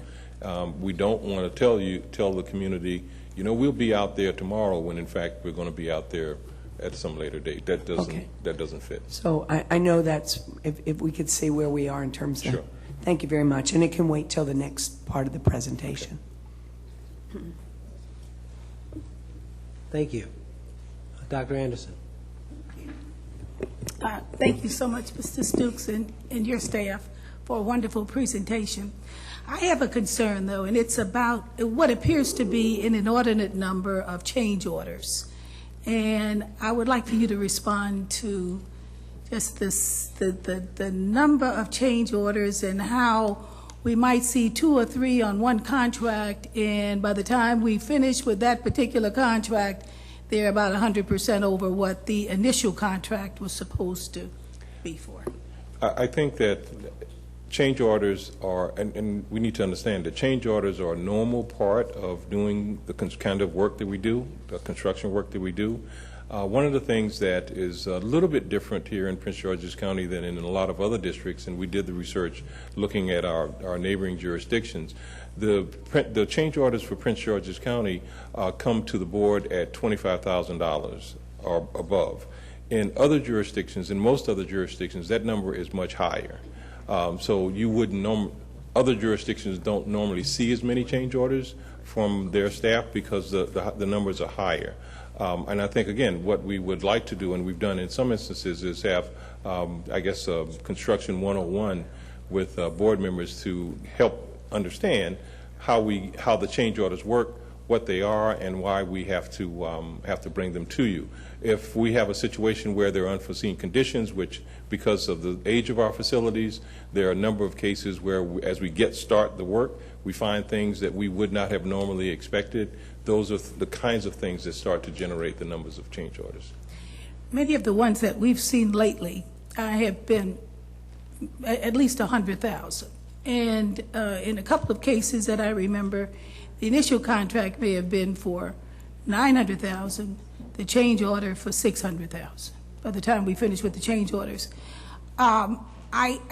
My concern is, I guess, the scope of work initially and the bidding process, because I don't have this feel on when the initial contract was signed and how soon after that we're already bringing change orders to the board. One of the things that we are, as Ms. Woodhead pointed out, we are beefing up our staff. One of the things that we are focusing in on is doing better project scope, so that as we move forward to going to bid, we know we have a better sense of what the project really is, and that the pricing that we're getting from our contractors is in line with what we see from other jurisdictions or other projects that we've done. So the anticipation is that we will be doing a much better job of bringing to you change orders in the future. Thank you. What's that? Thank you. Ms. Jacobs. Thank you. My question is really more around the format of the presentation. So I'm used to, so I see your key initiatives, and in some instances you talk about where we are, and then how many are needed to be complete, for example, in terms of the electronic systems. From a performance management perspective, which is where I thought we were pretty much as a district, I'm used to seeing this is where we are, this is where we need to be, and then this is when we're going to get there. So why did we meet what was our goal? Did we meet it or not? If we didn't, why not? And then where do we see ourselves in the following year? So can you tell me how this is I don't know if this is a new format or how to get that information, but can you talk more about that? Well, I think we can get that information to you for any and all of these, the different parts of the organization, and I will work closely with staff to make sure that when we come back to you in the future, it will be in that a format that you can see in that same vein. Okay. So this was just a... No, this was actually this was a format that the staff worked on in great detail. We rehearsed. This was to come to you in February, and we rehearsed and we rehearsed and we rehearsed, and they're sick of rehearsing, but we are looking forward to coming to you again with the rest of the division. Okay, so maybe the second half will have that additional we will try to fit some of that format in.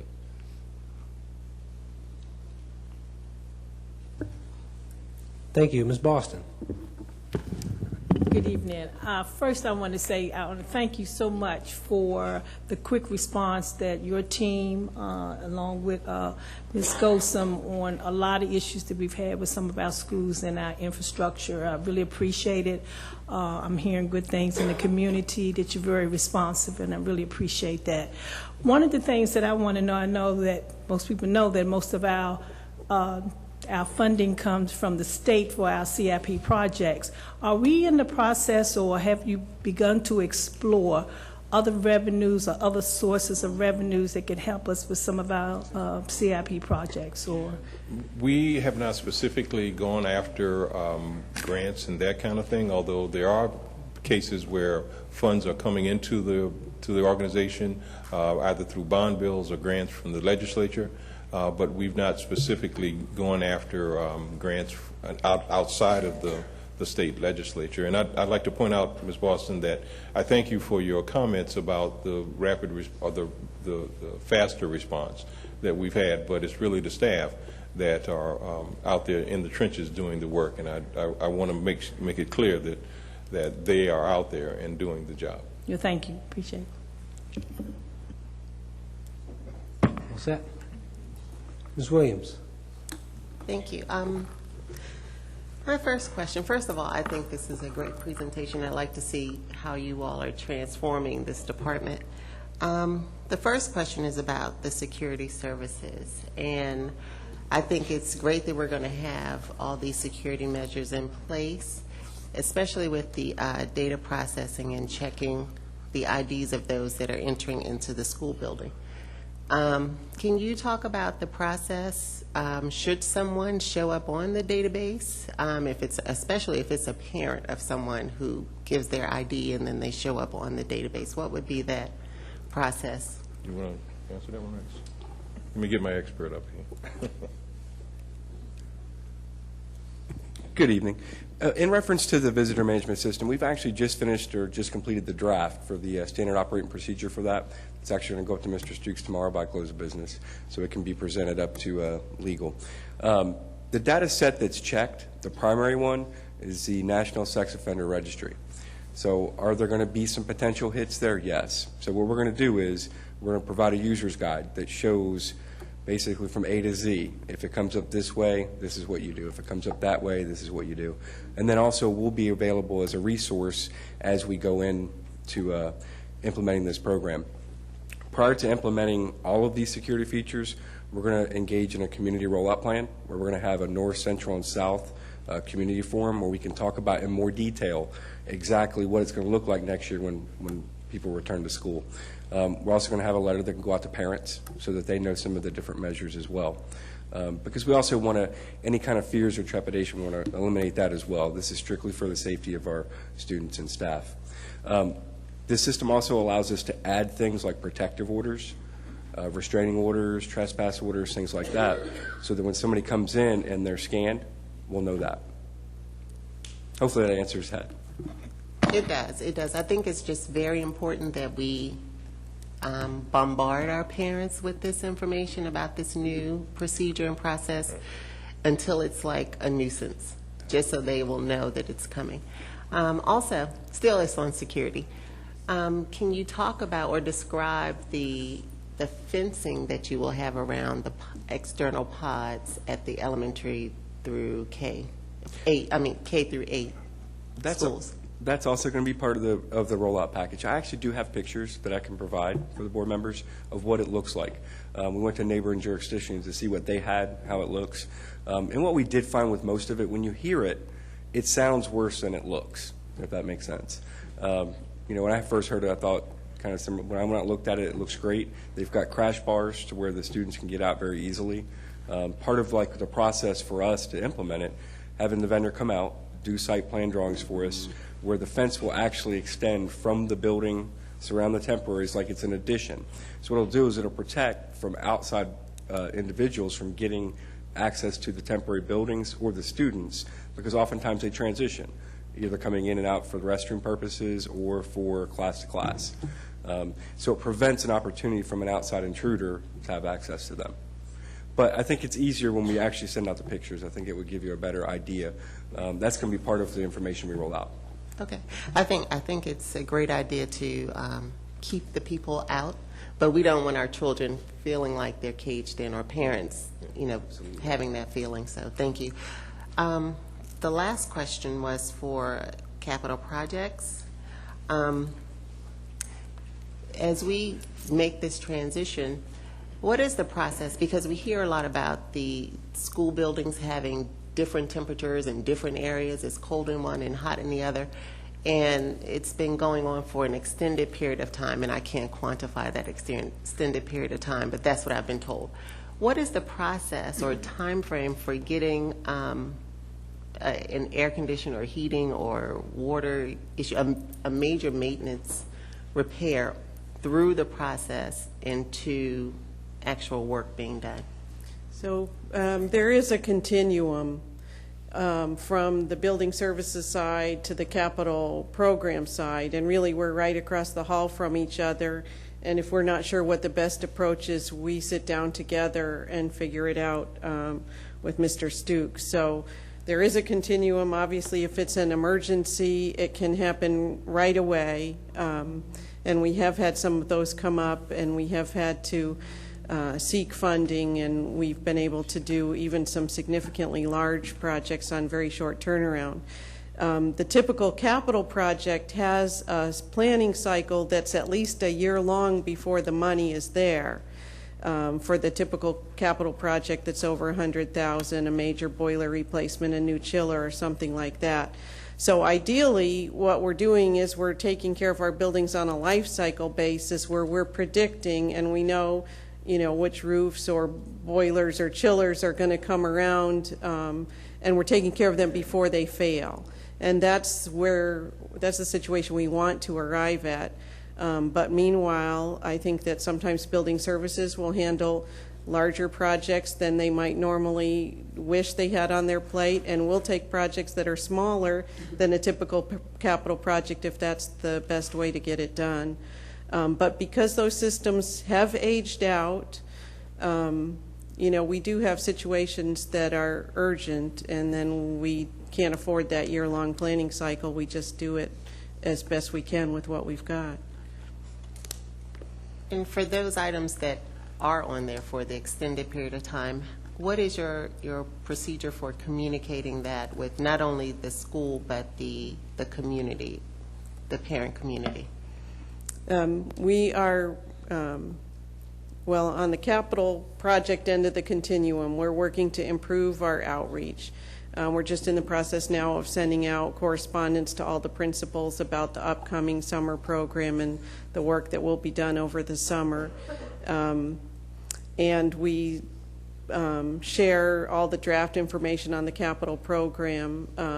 But I do think this is an area that we need to improve on. If issues emerge, we go out to schools. Sometimes we go out during the day as a whole team of the various departments that are impacted or where the complaints are coming from, and we kind of do a charrette or a triage, and we figure out what we can do to solve the problems. We go out to community meetings in the evening when asked, to PTAs and whatever, so that we can talk and hear. And we also did this round of listening sessions. We did 3, one in the north, one central, and one in the south, so that people could kind of bring their concerns to us early. And those HVAC concerns are big, and they do take up a big part of our capital budget every year, but it's something that we really need to work hard to make more progress on. It's a big quality of life issue, and those systems are embedded in the building, so sometimes they're actually pretty difficult to fix in isolation, which is one reason that they do create the problems that we have. So if I hear you correctly, and I'm going to really encourage it, that that the communication with the schools and the parents at large is improved. I hear that that's what you're working on, yes. So I appreciate that. Thank you. And that's all.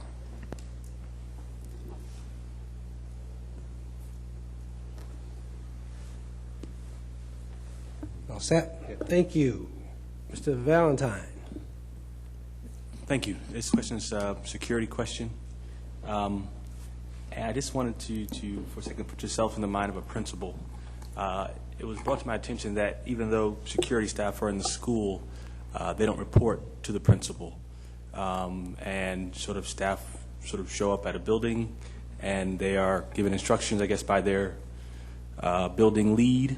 But my question is how do you all work with the principal to ensure that the staff are working directly with the principal, with the direction the principal is outlined with regard to security, or if you all have a more master plan around how you secure buildings, how that plan is shared with principals, Do principals have any say in staffing of their buildings? And in the event that there are issues with those security, what process they undertake to report the inability for security staff to respond to what they have seen fit for their buildings? As far as they do not work for the principal, we talked earlier about customer service. Now, this is something that's a changing culture. This is something I experienced when I first got here. They absolutely work for the principal. There's one person in charge of that building, and that is the principal. Unfortunately, there are going to be some occasions where I do work very closely with them. If they do have any kind of an issue with directions that they're giving or directives, we iron that out right away.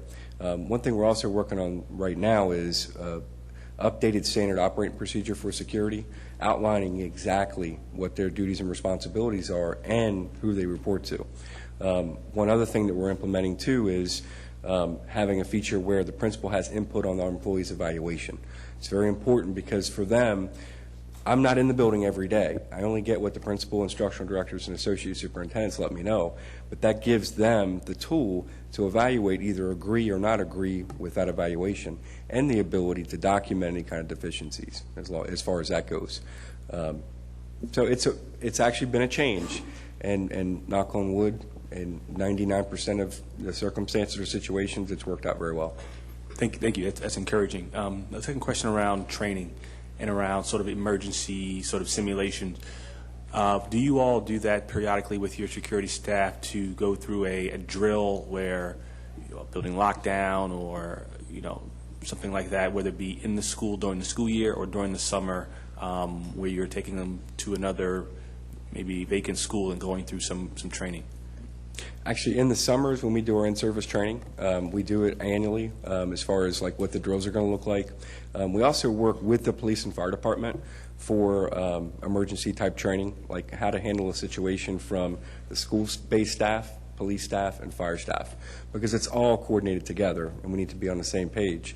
I actually attended the command staff meeting for the police department last week to kind of let them know what to expect when they come into a school, because I don't want them to be surprised when they come in and they see that all the doors are locked, all the windows have coverings over them.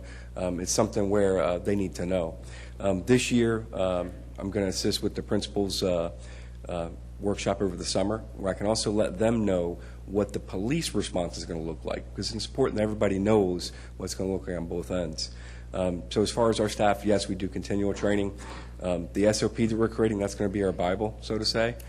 All of our training is going to be based off that. It's going to be very clear what everybody's duties and responsibilities are, from my duty down to somebody answering the telephone.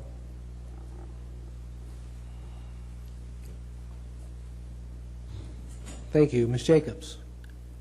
Thanks. I meant to ask this earlier. In terms of the energy performance contract, so when we first entered into that, the part of what was said to the board was that it takes time to realize the cost savings. So I see that some of the current activities actually goes to service agreement negotiations, and I'd like to see sort of a year-to-date cost savings that we've realized since we've entered into the agreements, and then what the negotiations will be about. So is it, what would be the new terms based on what was represented, I guess, at the time that we entered into these agreements? Right. We will get that information to you.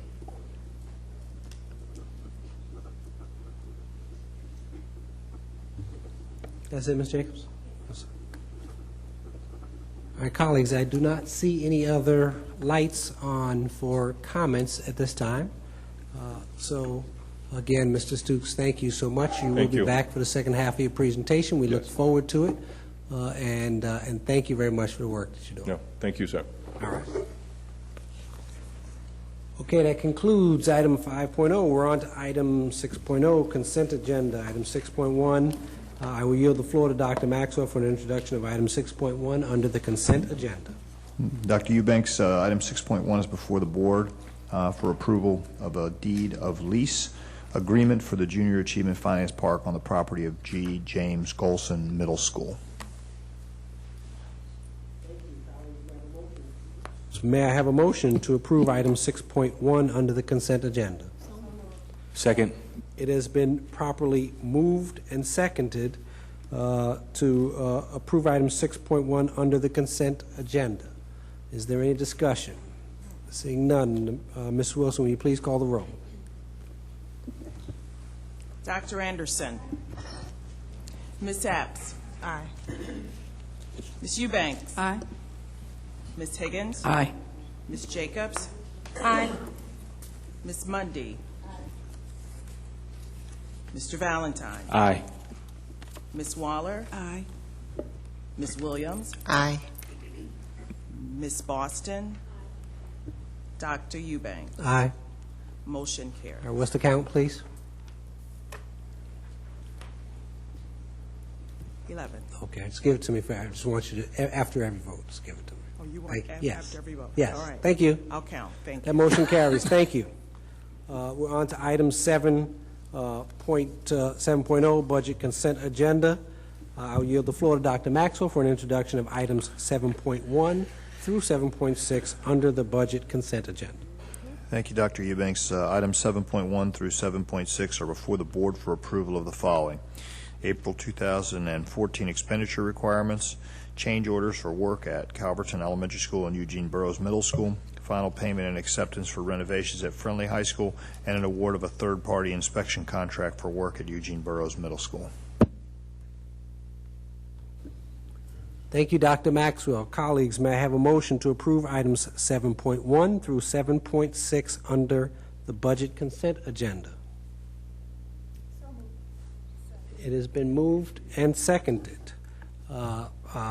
Since nothing's taken off the consent agenda, we'll go to a vote. Is there any discussion on that? Seeing none, Ms. Wilson, will you please call the roll? Dr. Anderson. Ms. Epps. Ms. Eubanks. Aye.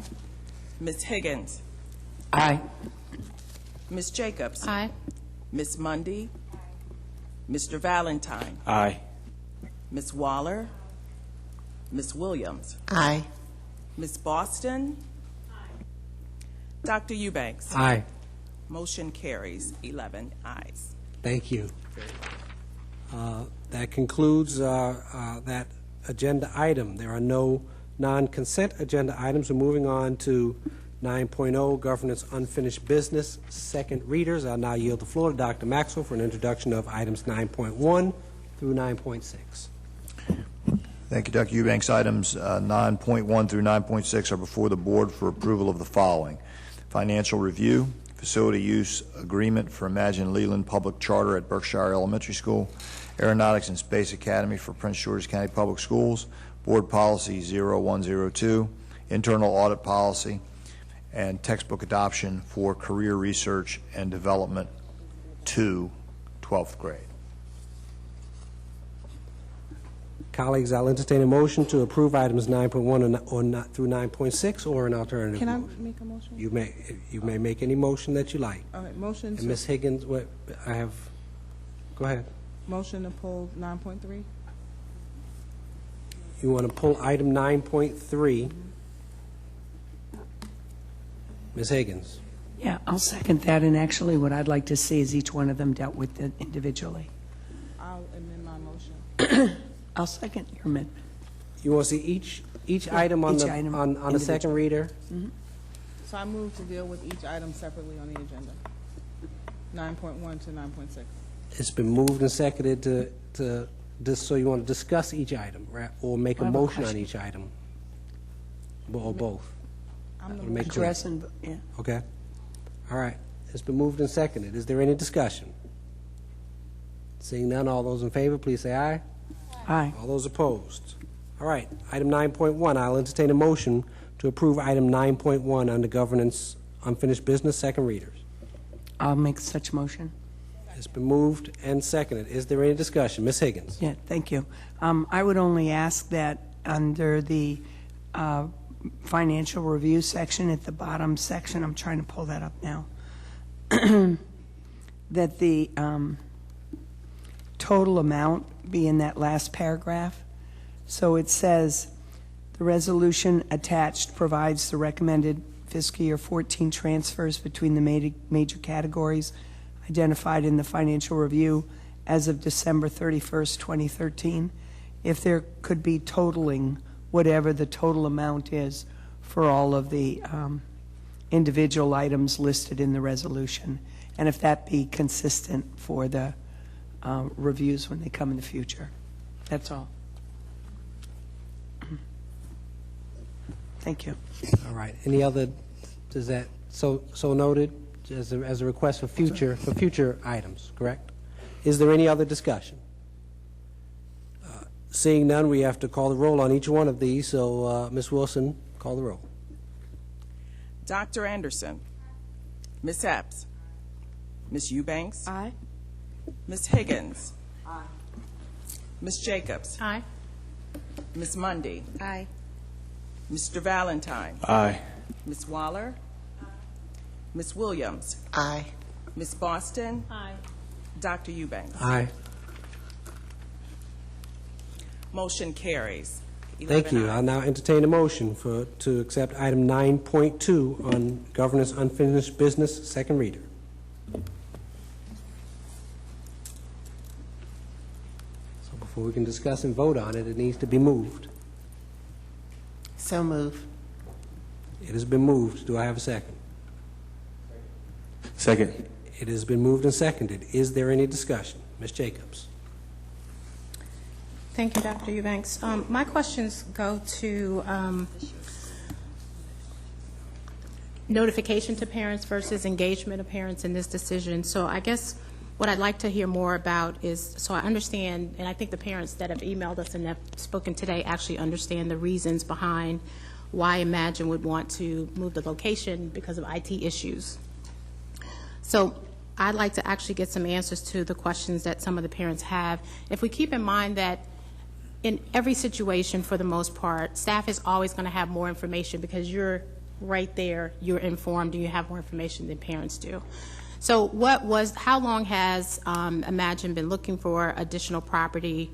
And to the extent that parents really did, put in for the lottery and did so with the idea and thought, some are already there, and some parents actually, are on the list for the lottery and didn't know that information. And then there were some very specific questions. So I don't know if you want to give me that overview first and then sort of point by point the additional questions that I would have. So first of all, I'm going to give you a brief overview, and then I'm going to ask Sean Toller from Imagine if he could come up and answer the more specific questions with regard to communication to parents. So I know you know that some of the biggest challenges that charter schools have is identifying a facility. And so this school originally opened up on Brown Station Road in the little former daycare center, and they had temps in the back, and they outgrew that location, and then they moved over to the former Queen Anne School, and they're leasing from the church there. And they've been there for 3 years, and their lease will terminate at the end of June. And in December, probably the first week of December, Dr. Maxwell had executive cabinet go back out to visit schools. He asked us to go back and visit some of the same schools that we had visited during the first week of school. And Imagine Leland was one of the schools that I went to.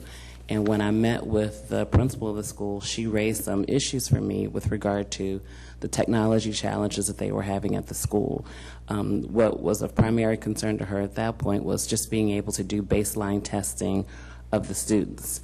So while all of our schools had administered the MUST testing, they were unable to, because in order to take that type of test, all the students are on their laptops, on a computer, all at the same time taking a test.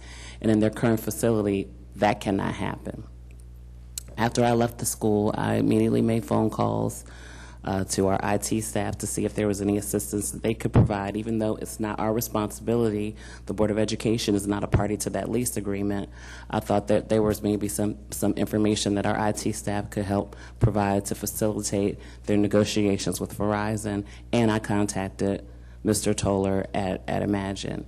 And we immediately began discussions about the ongoing challenges that they were having, negotiating with their landlord, the cost to bring the building up to the technology standards that they need to have. And he asked me at that time if we had any facilities available.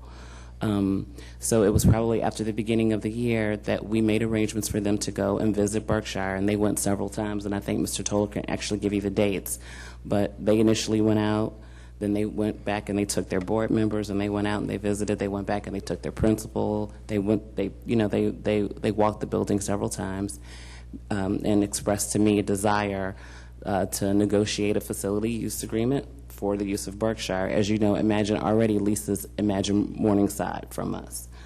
So I basically sent over to them, the same facility use agreement that the board had approved previously.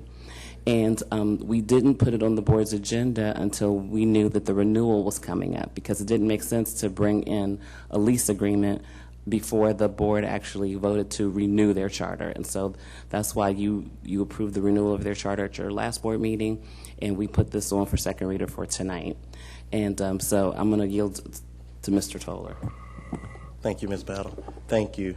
And so when we began conversations about the assessments and the lack of our abilities to do those assessments with fidelity, we took those issues to the vestry, the current campus in which we lease. We began talking to them about, and even prior to my arrival, it was my understanding that those conversations had already been had, but now that I'm on board, let's reiterate those. Let's share with them our concerns regarding technology, how we're going to fix those. That was at the beginning of January. The vestry conversed with us about those concerns, gave us hope that, okay, we will look at these concerns, we'll continue to talk about them. Subsequent to that meeting, they said, we will provide you a list of our concerns as well. We will get back with you in 2 weeks and we will meet. By that time, we're into February. 1 hour before that meeting, they canceled the meeting. And so we inquired as to why you're canceling the meeting. We still have these issues. We want to make sure that we have adequate facilities. We have 475 students at the time and did not want them to be without a home. We continued to contact them. They would not get back with us. It took them 2 months to contact us. So we didn't wait that entire 2 months. We then on the phone with Ms. Battle saying, okay, at this point, clearly either they're not willing to renew the lease that's up in June, or maybe they have someone else interested in the building. We don't know, but we cannot sit by and wait. So we then began conversing with Ms. Battle even more aggressively, and she was like, okay, we do have this building if you want it. And so that's how the timeline really escaped us in terms of, and I do know that it was unfortunate. We were focusing on getting the charter renewed. In that renewal process, Ms. Battle did converse with us and she said, here are our concerns, and technology was one of the main concerns because we were not able to assess our students effectively. So having to deal with all of that, the time did escape us. As soon as we had our lease renewed, we then moved aggressively saying, okay, it appears that we are going to have to move because we could not get any answers from the vestry. And we at that point notified parents. So is your position that you notified parents at the earliest possible time that you could notify them? Because we did not want to prematurely put information out. Because I don't want my time to run out. So I understand that to a certain extent, but when we're really talking about, when you're talking about charters and you're talking about lottery, parents put in for those things for specific reasons. They want a particular program choice, they want location or whatever. And in terms of engaging parents, we have been talking about engaging them on the front end. So even if the conversation was, we're not sure yet what's going to happen, but parents have been notified already. They know about the IT issues. They already know that the facility is not feasible. So to the extent that they need to be on the front end of even, these are our discussions. Because my question to you would then become, what other options did you present to the parents to say, we looked at Berkshire, but these are the other places that we looked at, and based on what we looked at, these are the reasons why we believe this location is best.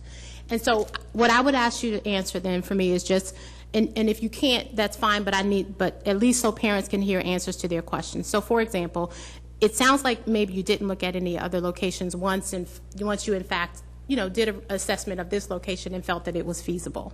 We did look at other locations. Okay, and so was that presented to parents as well? We did not know. It was presented to the board. And so my second question would be, What about security and transportation? I certainly understand that we want all of our buildings to be safe and we want parents to feel safe. So what would you offer to parents to say to them, because I think one parent did ask a question, if we do have to go there, what are you going to do to help us feel more comfortable that we are in a safe location? So currently we are in conversations with parents about those recommendations. We did have a budget meeting just yesterday in which Dr. Walker, the principal, asked for a full-time security guard on campus. So we are going to move forward with that. Parents are asking for additional fencing.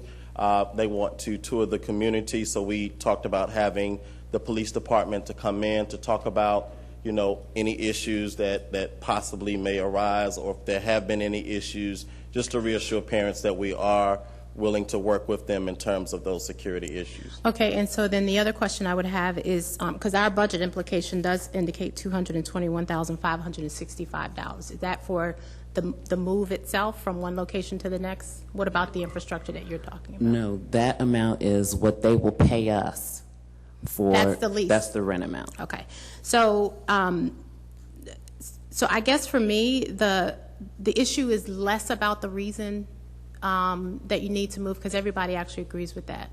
I think in this situation, well, everyone does not agree with the reason. Well, some maybe I parents shouldn't did say not everybody, but I'll say this. It's hard to dispute that you have IT issues when you can't do testing. So that, I'm really not, I'm less concerned about that issue. I really am concerned about the fact that parents feel, and I've been told several times we can't talk about feelings, but you know what, we're people. So parents don't believe that they were given an adequate amount of time, and I'm questioning now, are you saying that you don't have another lease agreement with the other, with the current location, and what would it take to delay this for a year to bring parents to a place that they feel that we have been involved in the process and these are the options that we've looked at? So, our lease does not end until June, right? Okay. So the vestry did get back with us Wednesday of last week. As our board chair noted, they are attempting to increase the rent. Not only that, they're asking us to take the facility as is. So that says to us that they're not willing to make any upgrades in terms of our issues, the main one being technology. However, we do have a meeting scheduled Monday at 5. I did send a response to them in terms of what we could and could not do. They do want to respond to those items. Okay, and then I believe my final question. Now, I don't agree with this option, but parents did ask it. And the reason I don't agree with it is because I don't think parents should come out of their pockets for any more money to educate kids in a system that we're responsible for. But that being the case, so parents have actually also asked whether or not they could do fundraising or they could do some supplemental thing to help with whatever needs are there to do what needs to happen to bring them at least up to speed for, and I would say for that year time frame until there's an opportunity to review. Is that an option? We are certainly willing to review that as an option. I would just want to make sure that we aren't speaking from emotions, that would be a commitment in terms of helping, because it's easy to say, hey, we'll do this, and that's great, it sounds wonderful, but we all know, and all of us who've been in education, at that time, you may have that handful full of committed parents. So we're certainly willing to look at that option. We're willing to exhaust all of our options, actually. As I stated to parents. Well, I hear, I agree, you're saying that, but what's before me tonight is to vote on a facility use agreement. Mm-hmm. And so I'm wondering if it's premature, if you're willing to explore all options, if it's premature for us to be voting on this tonight. I'm sorry. I don't know that exact figure. Mr. Miller, can I ask that question? She wants to know how much would it cost roughly to bring the facility, our current facility, up to par. This is Dave Miller. He's the project manager for this move. He works with the manager. IT? Yes. Okay. Right now, the estimates that we've received gave us cost estimates between Comcast and Verizon anywhere from about $2,500 to $4,000 per month just for service. The problem with this location on Oak Grove Road is that it is fairly remote in terms of connection to the communication utilities that are available. So there's really no broadband access through Verizon available immediately. There's also no Comcast connection available immediately, so that would have to be brought down into that area. We've had conversations with Comcast and Verizon. Costs have varied anywhere from about $75,000 to $150,000, depending upon, just to bring the line down for service, either down Church Road or Oak Grove Road. So costs are substantial. And I think that's one of the reasons I wouldn't agree with parents even remotely trying to fundraise on something like that. But I do think it's worth. Presenting to parents a total list of options. Thank you. Thank you. Mr. Valentine. My question is, what is, if any, a plan C? If we, by chance, vote this down, what are your other options? Our option would be to continue to search for a suitable location for our students. We would then have to go back and attempt to negotiate with our current landlord. Realistically, if this is voted down, then we would really be left with that option to try to negotiate with our current. That literally would be option C, in the midst of looking for, a future home for Imagine Leaving. So how many buildings did you all search before you came up with Berkshire? A total of 12 different locations? Yes. Okay, thank you. Ms. Higgins. Thank you. It's quite clear that there's no perfect answer here and that it's a real struggle, but I appreciate your comments in regards to being willing to consider all other options, and I'm not sure that there would be any kind of negative to tabling this issue, at least until the next board meeting, and giving the Imagine staff, administration, and the parents time to come together and really review this situation as a community. So, I mean, we could certainly do that, but it'd make it easier if that was something that you were in agreement with. I'm sorry. I'm asking. That's fine. Yes, we'll be in agreement to that. You were in agreement with Yes, we'll be Well, in then agreement I to that. certainly move to table this agenda item until the next meeting. That's been moved and seconded. So I was up next. I'm going to speak on that motion then. Are you done? Okay. So here's the conundrum you find yourself in. I don't know that I have much of a statement here. When we come back, your options are to stay where you are, which is not an option. Berkshire is the right option. It's the best option for the school. Here's the problem. You failed your parents. You failed to communicate with your parents. You failed to partner with your parents. I don't know that waiting 2 weeks is going to solve that problem now, right? Because that failure has happened. Those parents needed to be engaged the day you knew that you couldn't deal with that building. That's how you partner with your parents. Now, at the end of the day, this was going to be the option because it's the best option that you got. Berkshire, there's a reason we gave you Berkshire, because it's a good location, because it serves the needs.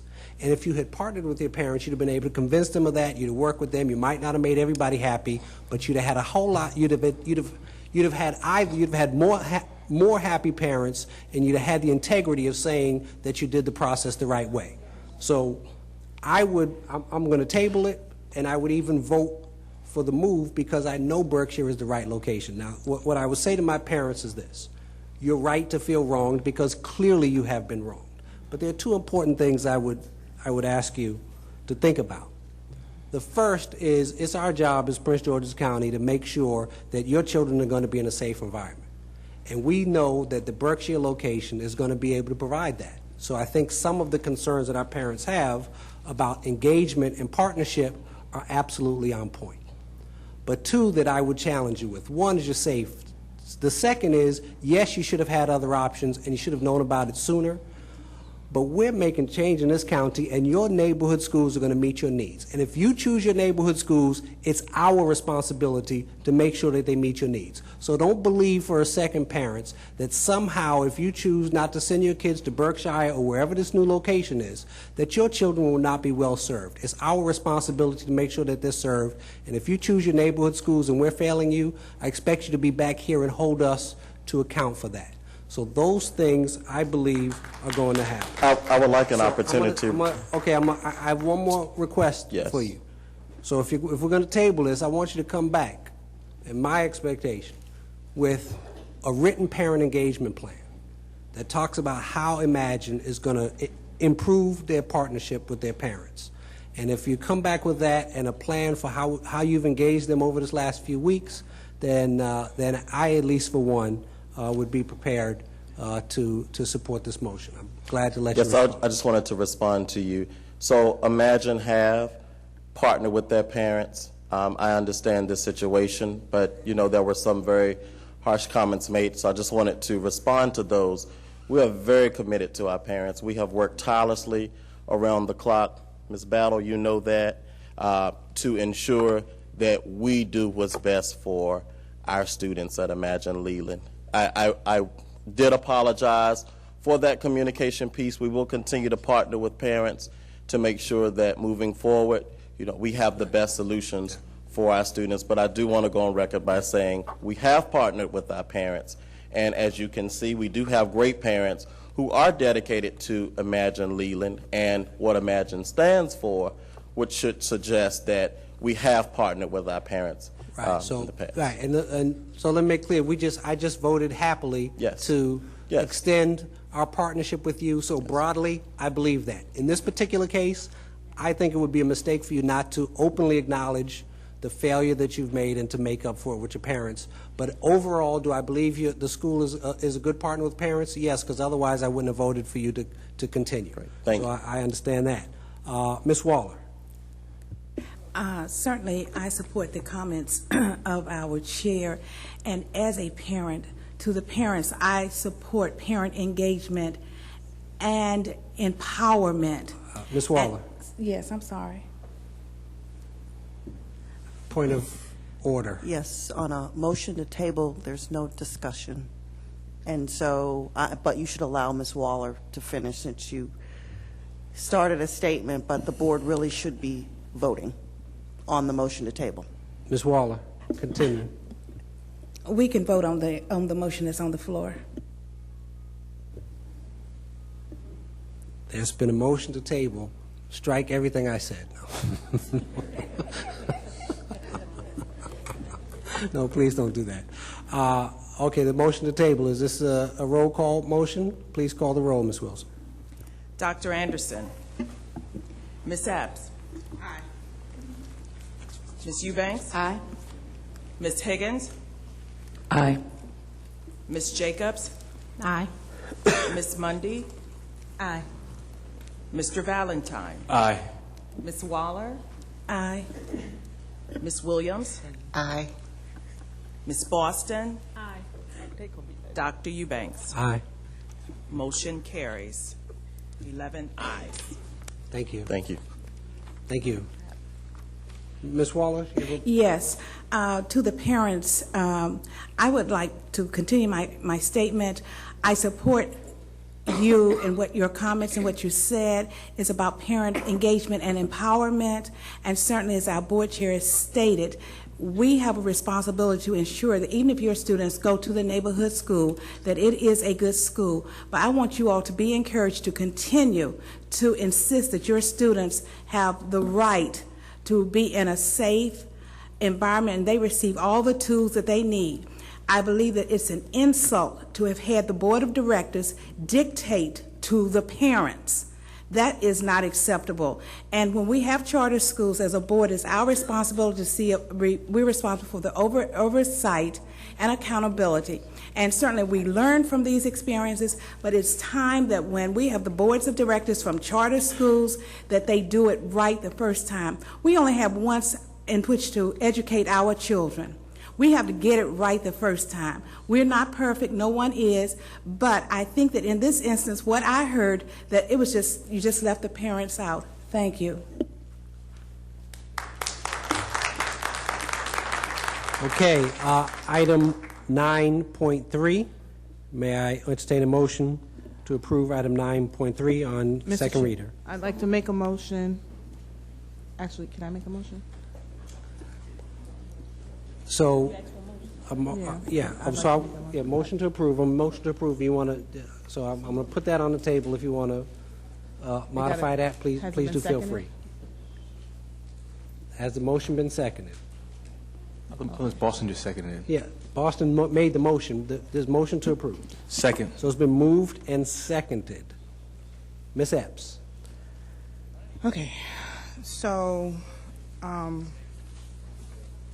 am trying to square the request for an extension to the original agreement, which I'm not sure is actually original agreement. So I don't know if anybody can explain how many iterations this agreement has had over the time frame. So is there someone who can address that? Sure, I'll be happy to address it. Okay. So the board entered into an agreement with this organization to allow them to work to develop a concept and to meet, and they were required to meet certain conditions in order to be able to open up a contract school this coming August. They were supposed to meet the conditions by the end of December of 2014. In order for them to fulfill those conditions, it required the administration to work with them. And so to that end, I've met with them, Loretta White has met with them, Dr. Arbogast before he left met with them. I think Loretta met with their governing board. She provided them with templates and other documentation to assist them with the development of their program. And I believe that they, worked diligently to try to achieve and to meet the conditions that were set forth in the MOU. It became clear that they weren't going to be able to meet all the conditions and that they weren't going to be ready to open up a facility this coming fall. And so they asked Dr. Maxwell when he got here for an extension of that time. And okay, let me stop you right there.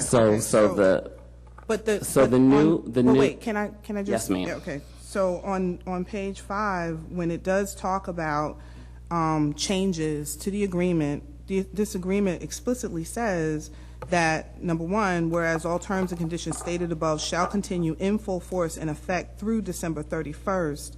It also goes on to say that the parties agree that no other issues or terms may be introduced to this MOU without mutual consent of both parties, and absent mutual consent to revise the terms, then the terms and conditions as stated wherein remain in full force and effect until December 31. So if December 31 came and went, and we needed to, it also goes on to say that the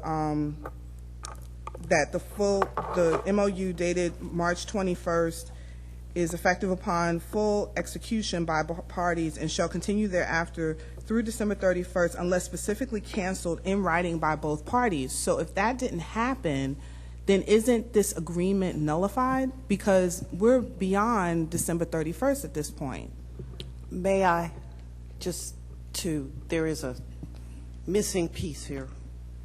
Actually, the board was notified on December 12th, 2013, by me, of a request that had been made, and I believe we talked about it in executive session. Did we vote on it?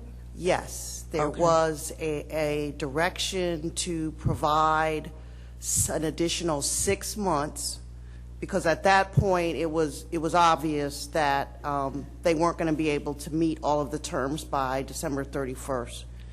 What happened is that the board said, okay, we'll consider 6 months. Communication was made to the attorney for this organization, and he expressed concern that the board was only providing a 6-month period to, and he was pretty sure his client wasn't going to be able to meet it. So at that point, I did consult with Ms. Battle. We talked about it, and my position was that the only way it could be extended beyond what the board was considering, because we didn't take any formal action, was to communicate with the CEO and have, since he was new to the issue and could review everything up to date. And then if he wanted to make a recommendation to the board for something other than that, then that was within his purview to do so. And it's just like it's within the purview of the board to decide whether or not you want to accept that recommendation. So I believe what happened after that is Ms. Battle then took over the direct negotiation with that. So I just wanted to make sure that there was information given to the board in early December, before the December 31st date, that there was going to be a request for an extension. I think what we are talking about really is how long of an extension would be appropriate. Again, based on the action summary, in as much as the several terms of the agreement have not been met, there's information in here about hiring or not hiring a management company, but hiring a consultant. At this point, that's not really this agreement anymore. So why not just nullify the agreement and then thereby giving the organization time to give the organization time to do whatever it is that they need to do, and then submit a proposal based on, where they are at the time that they're ready. Ms. Epps, if I could, I'd hopefully following your procedures a little closely. Gregory Wells, I'm general counsel for this organization, and what's missing from this discussion today is the reasons behind the request for the extension. It was not the case that the organization was not going to be able to meet the conditions that were imposed in the original MOU. They were. What had happened was that as this organization and staff worked together, staff pointed out to the organization board, our organization's board, that the board's requirement that this organization send to school or focus the school on a limit of 100 students initially would result in a school that was not financially viable. And what the staff suggested to us, and to which we agreed, was that in order to make it financially viable, the number of students in the first year needed to go from 100 to 300. We also agreed that because of the change in number, we ought to be very careful, as we were, but even more careful in planning for the opening of the school. And rather than rushing to meet in a 2014 deadline to open the school, to extend it for a year. And as you can see, or hopefully you have seen with the MOU revisions that have been provided to you, there are a substantial number of other conditions to which we have agreed a very strict timeline and a very detailed planning process that was going to take place, or is to take place, over this next year to open in 2015 as opposed to 2014. That was the reason for the request, not because we weren't going to be able to fulfill the conditions to open the school in August of 2014 with 100 students. It was because the staff indicated to us that the condition that the board imposed, that it's limited to 100 students, was going to result in a school that was not financially viable. So again, that being the case, why not just submit a request in writing to cancel this agreement, do whatever it is that you need to do, and then just submit when you're ready? Well, this is It essentially... thereby, I'm sorry, and also thereby, because all that documentation that you mentioned, I don't know, I'm looking at the board action summary, I'm scrolling down, and the timeline and all of that, I don't see that here. So I don't know if anybody else has gotten that information, but as I'm seeing it, huh? No, but he said 300. Yes, and the a revised. timeline. Yes, I don't know. Right. I don't know who is responsible for providing you directly with information. What I can tell you is that the agreement that you are being asked to consider right now is essentially a new agreement for 300 students for a school to open in 2015. You just made my point exactly, sir. It's a new agreement. So Yes. we're not extending the old agreement. You just need to make a new agreement at the time that you're ready to submit to this body to create the school. And that moment could be right now. That's what you have in front of you. Okay, that's not what we have. We have an extension to the old agreement with several caveats to the agreement, thereby nullifying the agreement, sir. I mean, that may not even be on you. Like I said, the timeline and all the things that you just mentioned, I'm looking at what we were given, and I don't have that information. So I don't know that we had the opportunity to review that information. And so can I? Well, that information... You have a good point, so that's why I want to make sure. So what we have in front of us is a 3-page board action summary. Is there a more detailed revision of the MOU, and have we seen that yet? I think that it may have been posted in your executive session board doc side, because I agree it's not showing here. It was provided to the board. It was provided to the board office, but I'm not sure why it's not posted in board docs. It was not in our executive So summary.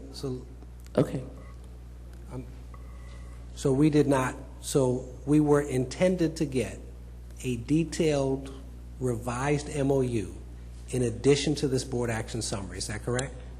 The revised MOU has been provided to you previously because our previous discussion on this topic took place in exec session. Right, back in December. But for this particular meeting, it might not have been posted for us, so many of us on the dais here understand might not have that. Right? I want to make sure, because this is an important procedural issue that I want to address. I don't want to take your time. It's not taking time, and I want to make sure here's where I am, procedurally that we have the information that we need, and it sounds like we may not have the information we need. we don't. And so what I'm saying is either we need to table it, or to your point about it being a new agreement, then we need to cancel this agreement and then have the new agreement submitted to us. Right. So I think there's two important issues. Right.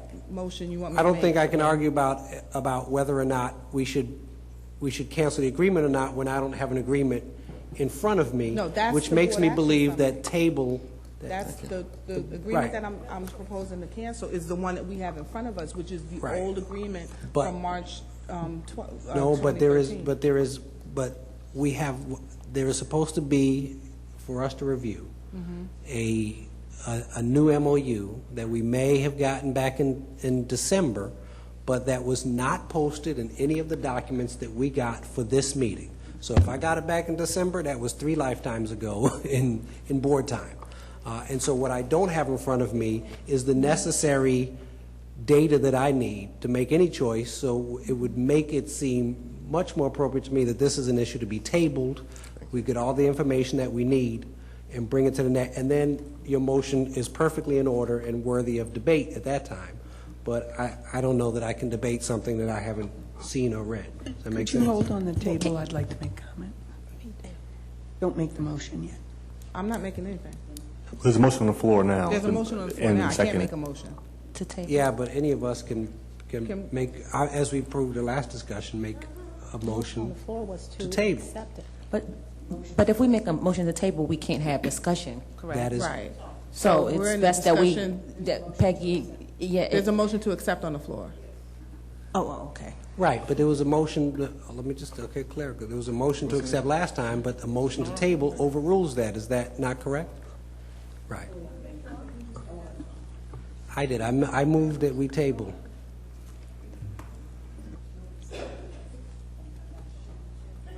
Yeah, okay, I'll let you talk since I talked at the last time there was a motion to table. There's not a motion to But table. actually, you're yet. not up anyway. Ms. Mundy. Okay, I just had a quick question. So I think we're all in agreement that we don't have the most current MOU that's out there, and we're going to get that at some point. Is the only thing that's changed in that MOU the 300 or 350 students versus 100? Because there's other questions and concerns I have if that's the only change. Couple things.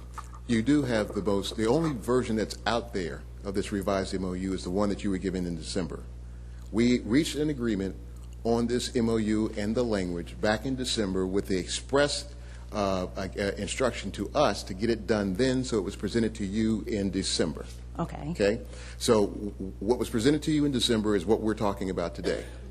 So the main changes are they changed the number from 100 to 300 in the first year.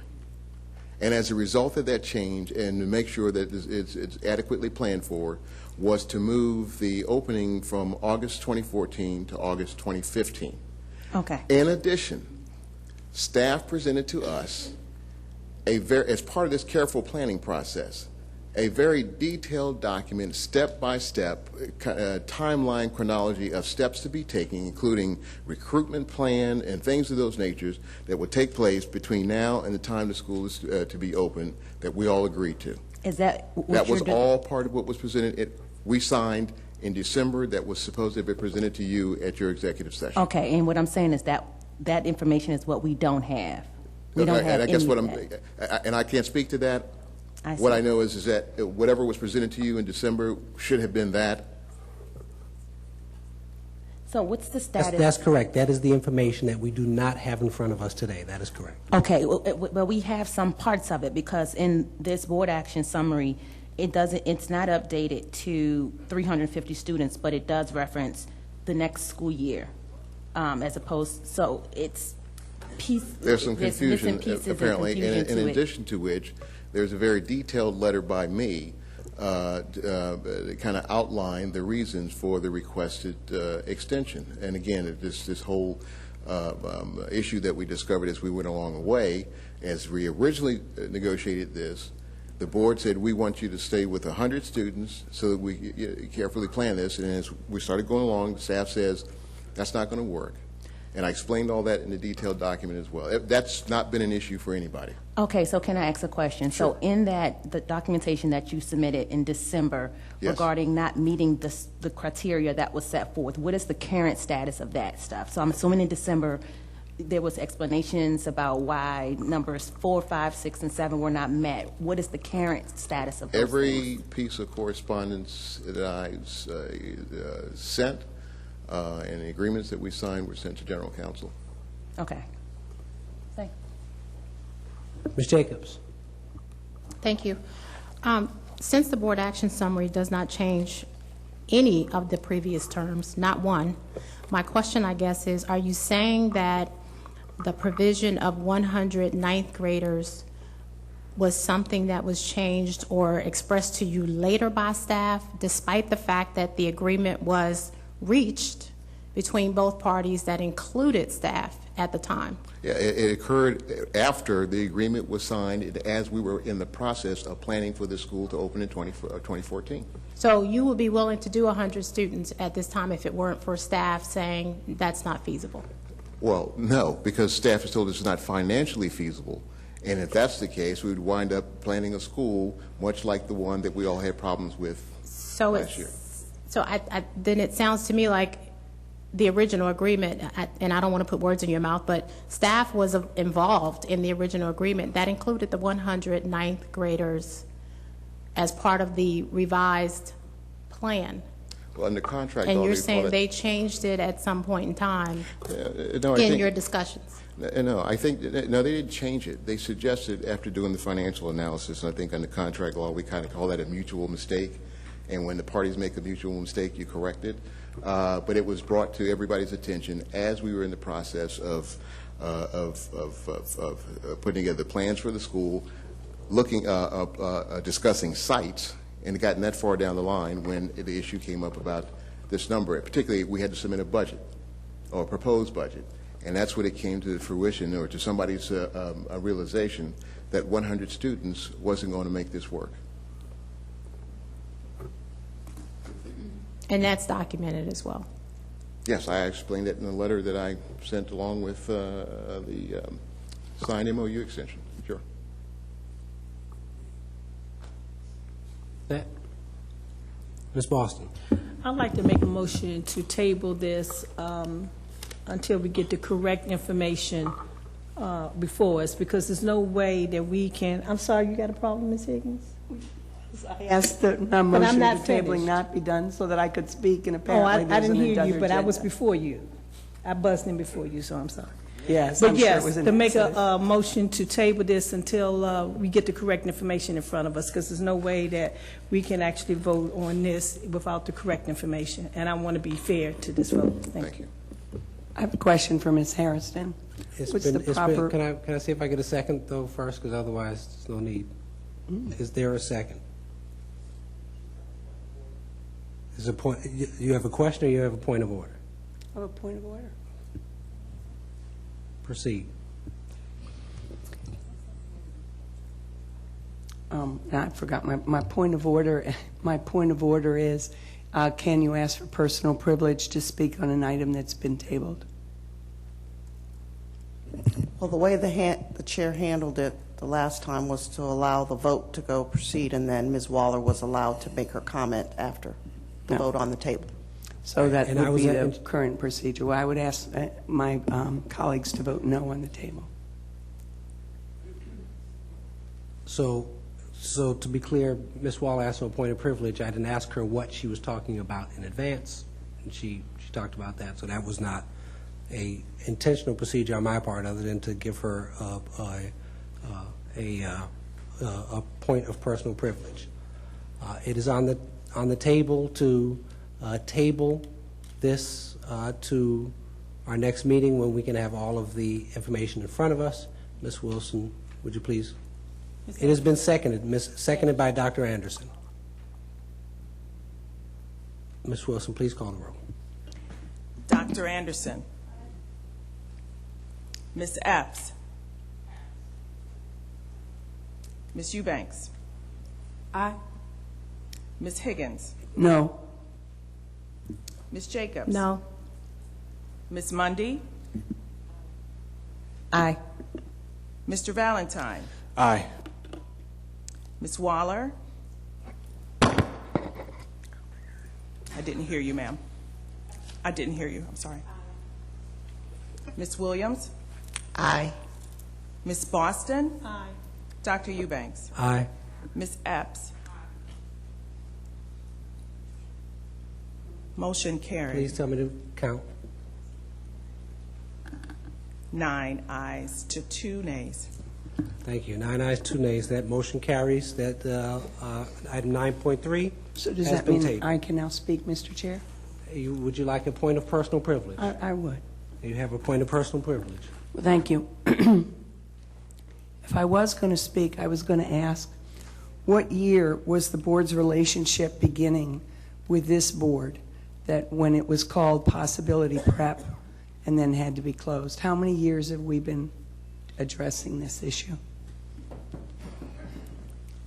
Ms. Higgins, that's your point of personal privilege as a statement. Would you please make a statement? I think we're past this for you to It would ask be them nice come to back up know and make. what year All right. that we started this with Possibility. Staff, could you please supply Ms. Higgins with that information? Thank you. We'll get that to you. All right, item 9.4. I entertain a motion to approve item 9.4 on governance unfinished business. So moved. It has been moved. May I have a second? It has been moved and seconded to move item 9.4 on the governance unfinished business. Is there any discussion?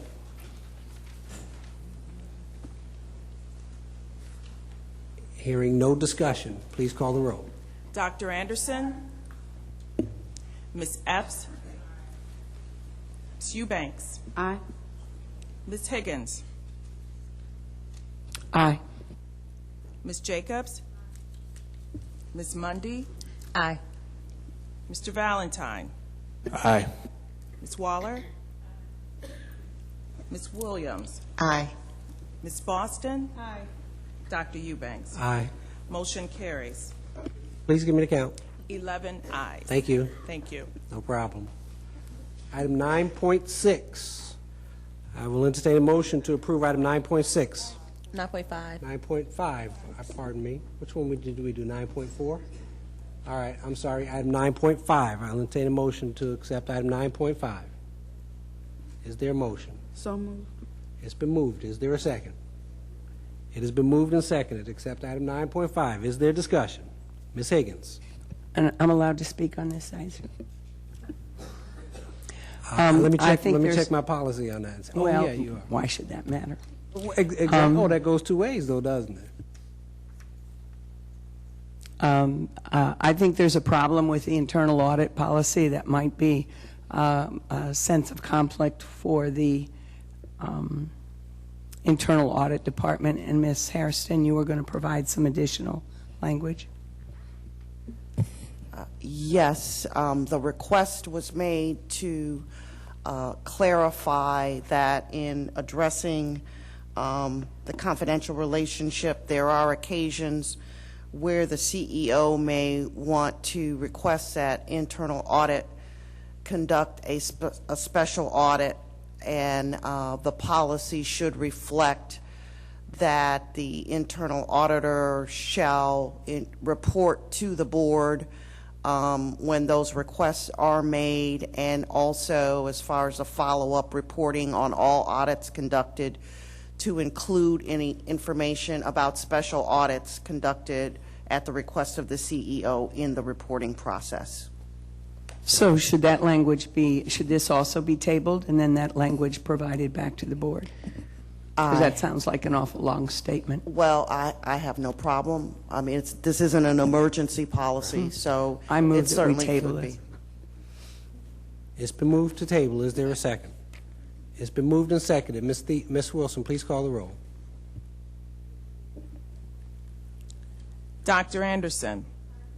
Ms. Epps? Ms. Eubanks? Aye. Ms. Higgins? Aye. Ms. Jacobs? Ms. Mundy? Aye. Mr. Valentine? Aye. Ms. Waller? Ms. Williams? Aye. Ms. Boston? Aye. Dr. Eubanks? Aye. Motion carries 11 ayes to table. Thank you. We are now at item 9.6. May I have a motion to accept item 9.6 on governance, second reader?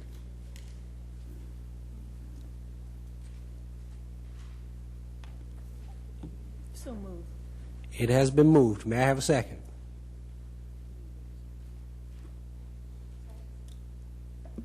It has been moved and seconded. Is there any discussion?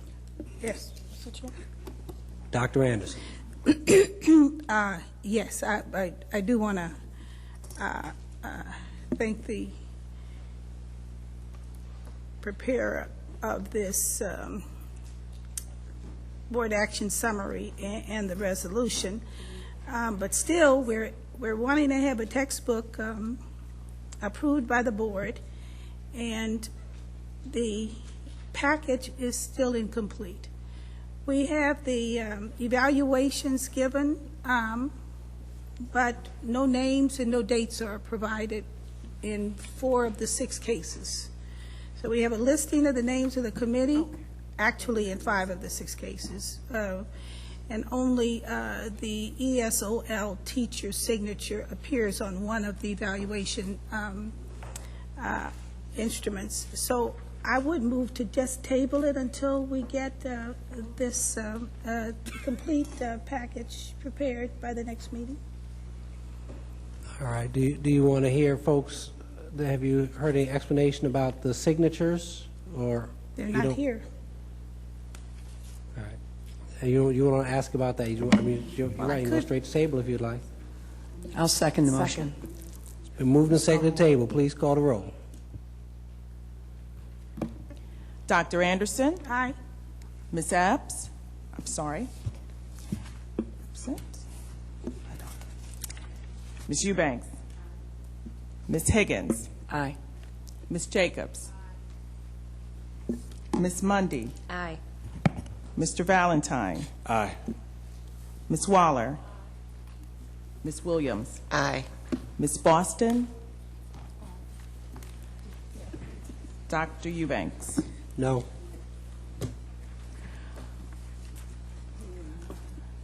Motion carries 9 ayes. You know what? 1, I'll change that. Change it to aye. 10 ayes. Thank you. Thank you. Are there any points of personal privilege? Okay. Seeing none, we will move on. Where are we? We are on item 10.0, new business, first readers. Dr. Maxwell, I yield the floor for an introduction to 10.1. Thank you, Dr. Eubanks. Item 10.1 is before the board as a first reader. There's no discussion required. May I have a motion to accept item 10.1 under new business, first readers? So moved. It has been moved and seconded. There is no discussion required, but would anyone like to have some? Ms. Jacobs? No? Did you do? All right. Seeing no discussion on this item, all those in favor, please signify by saying aye. Aye. All those opposed? Motion carries.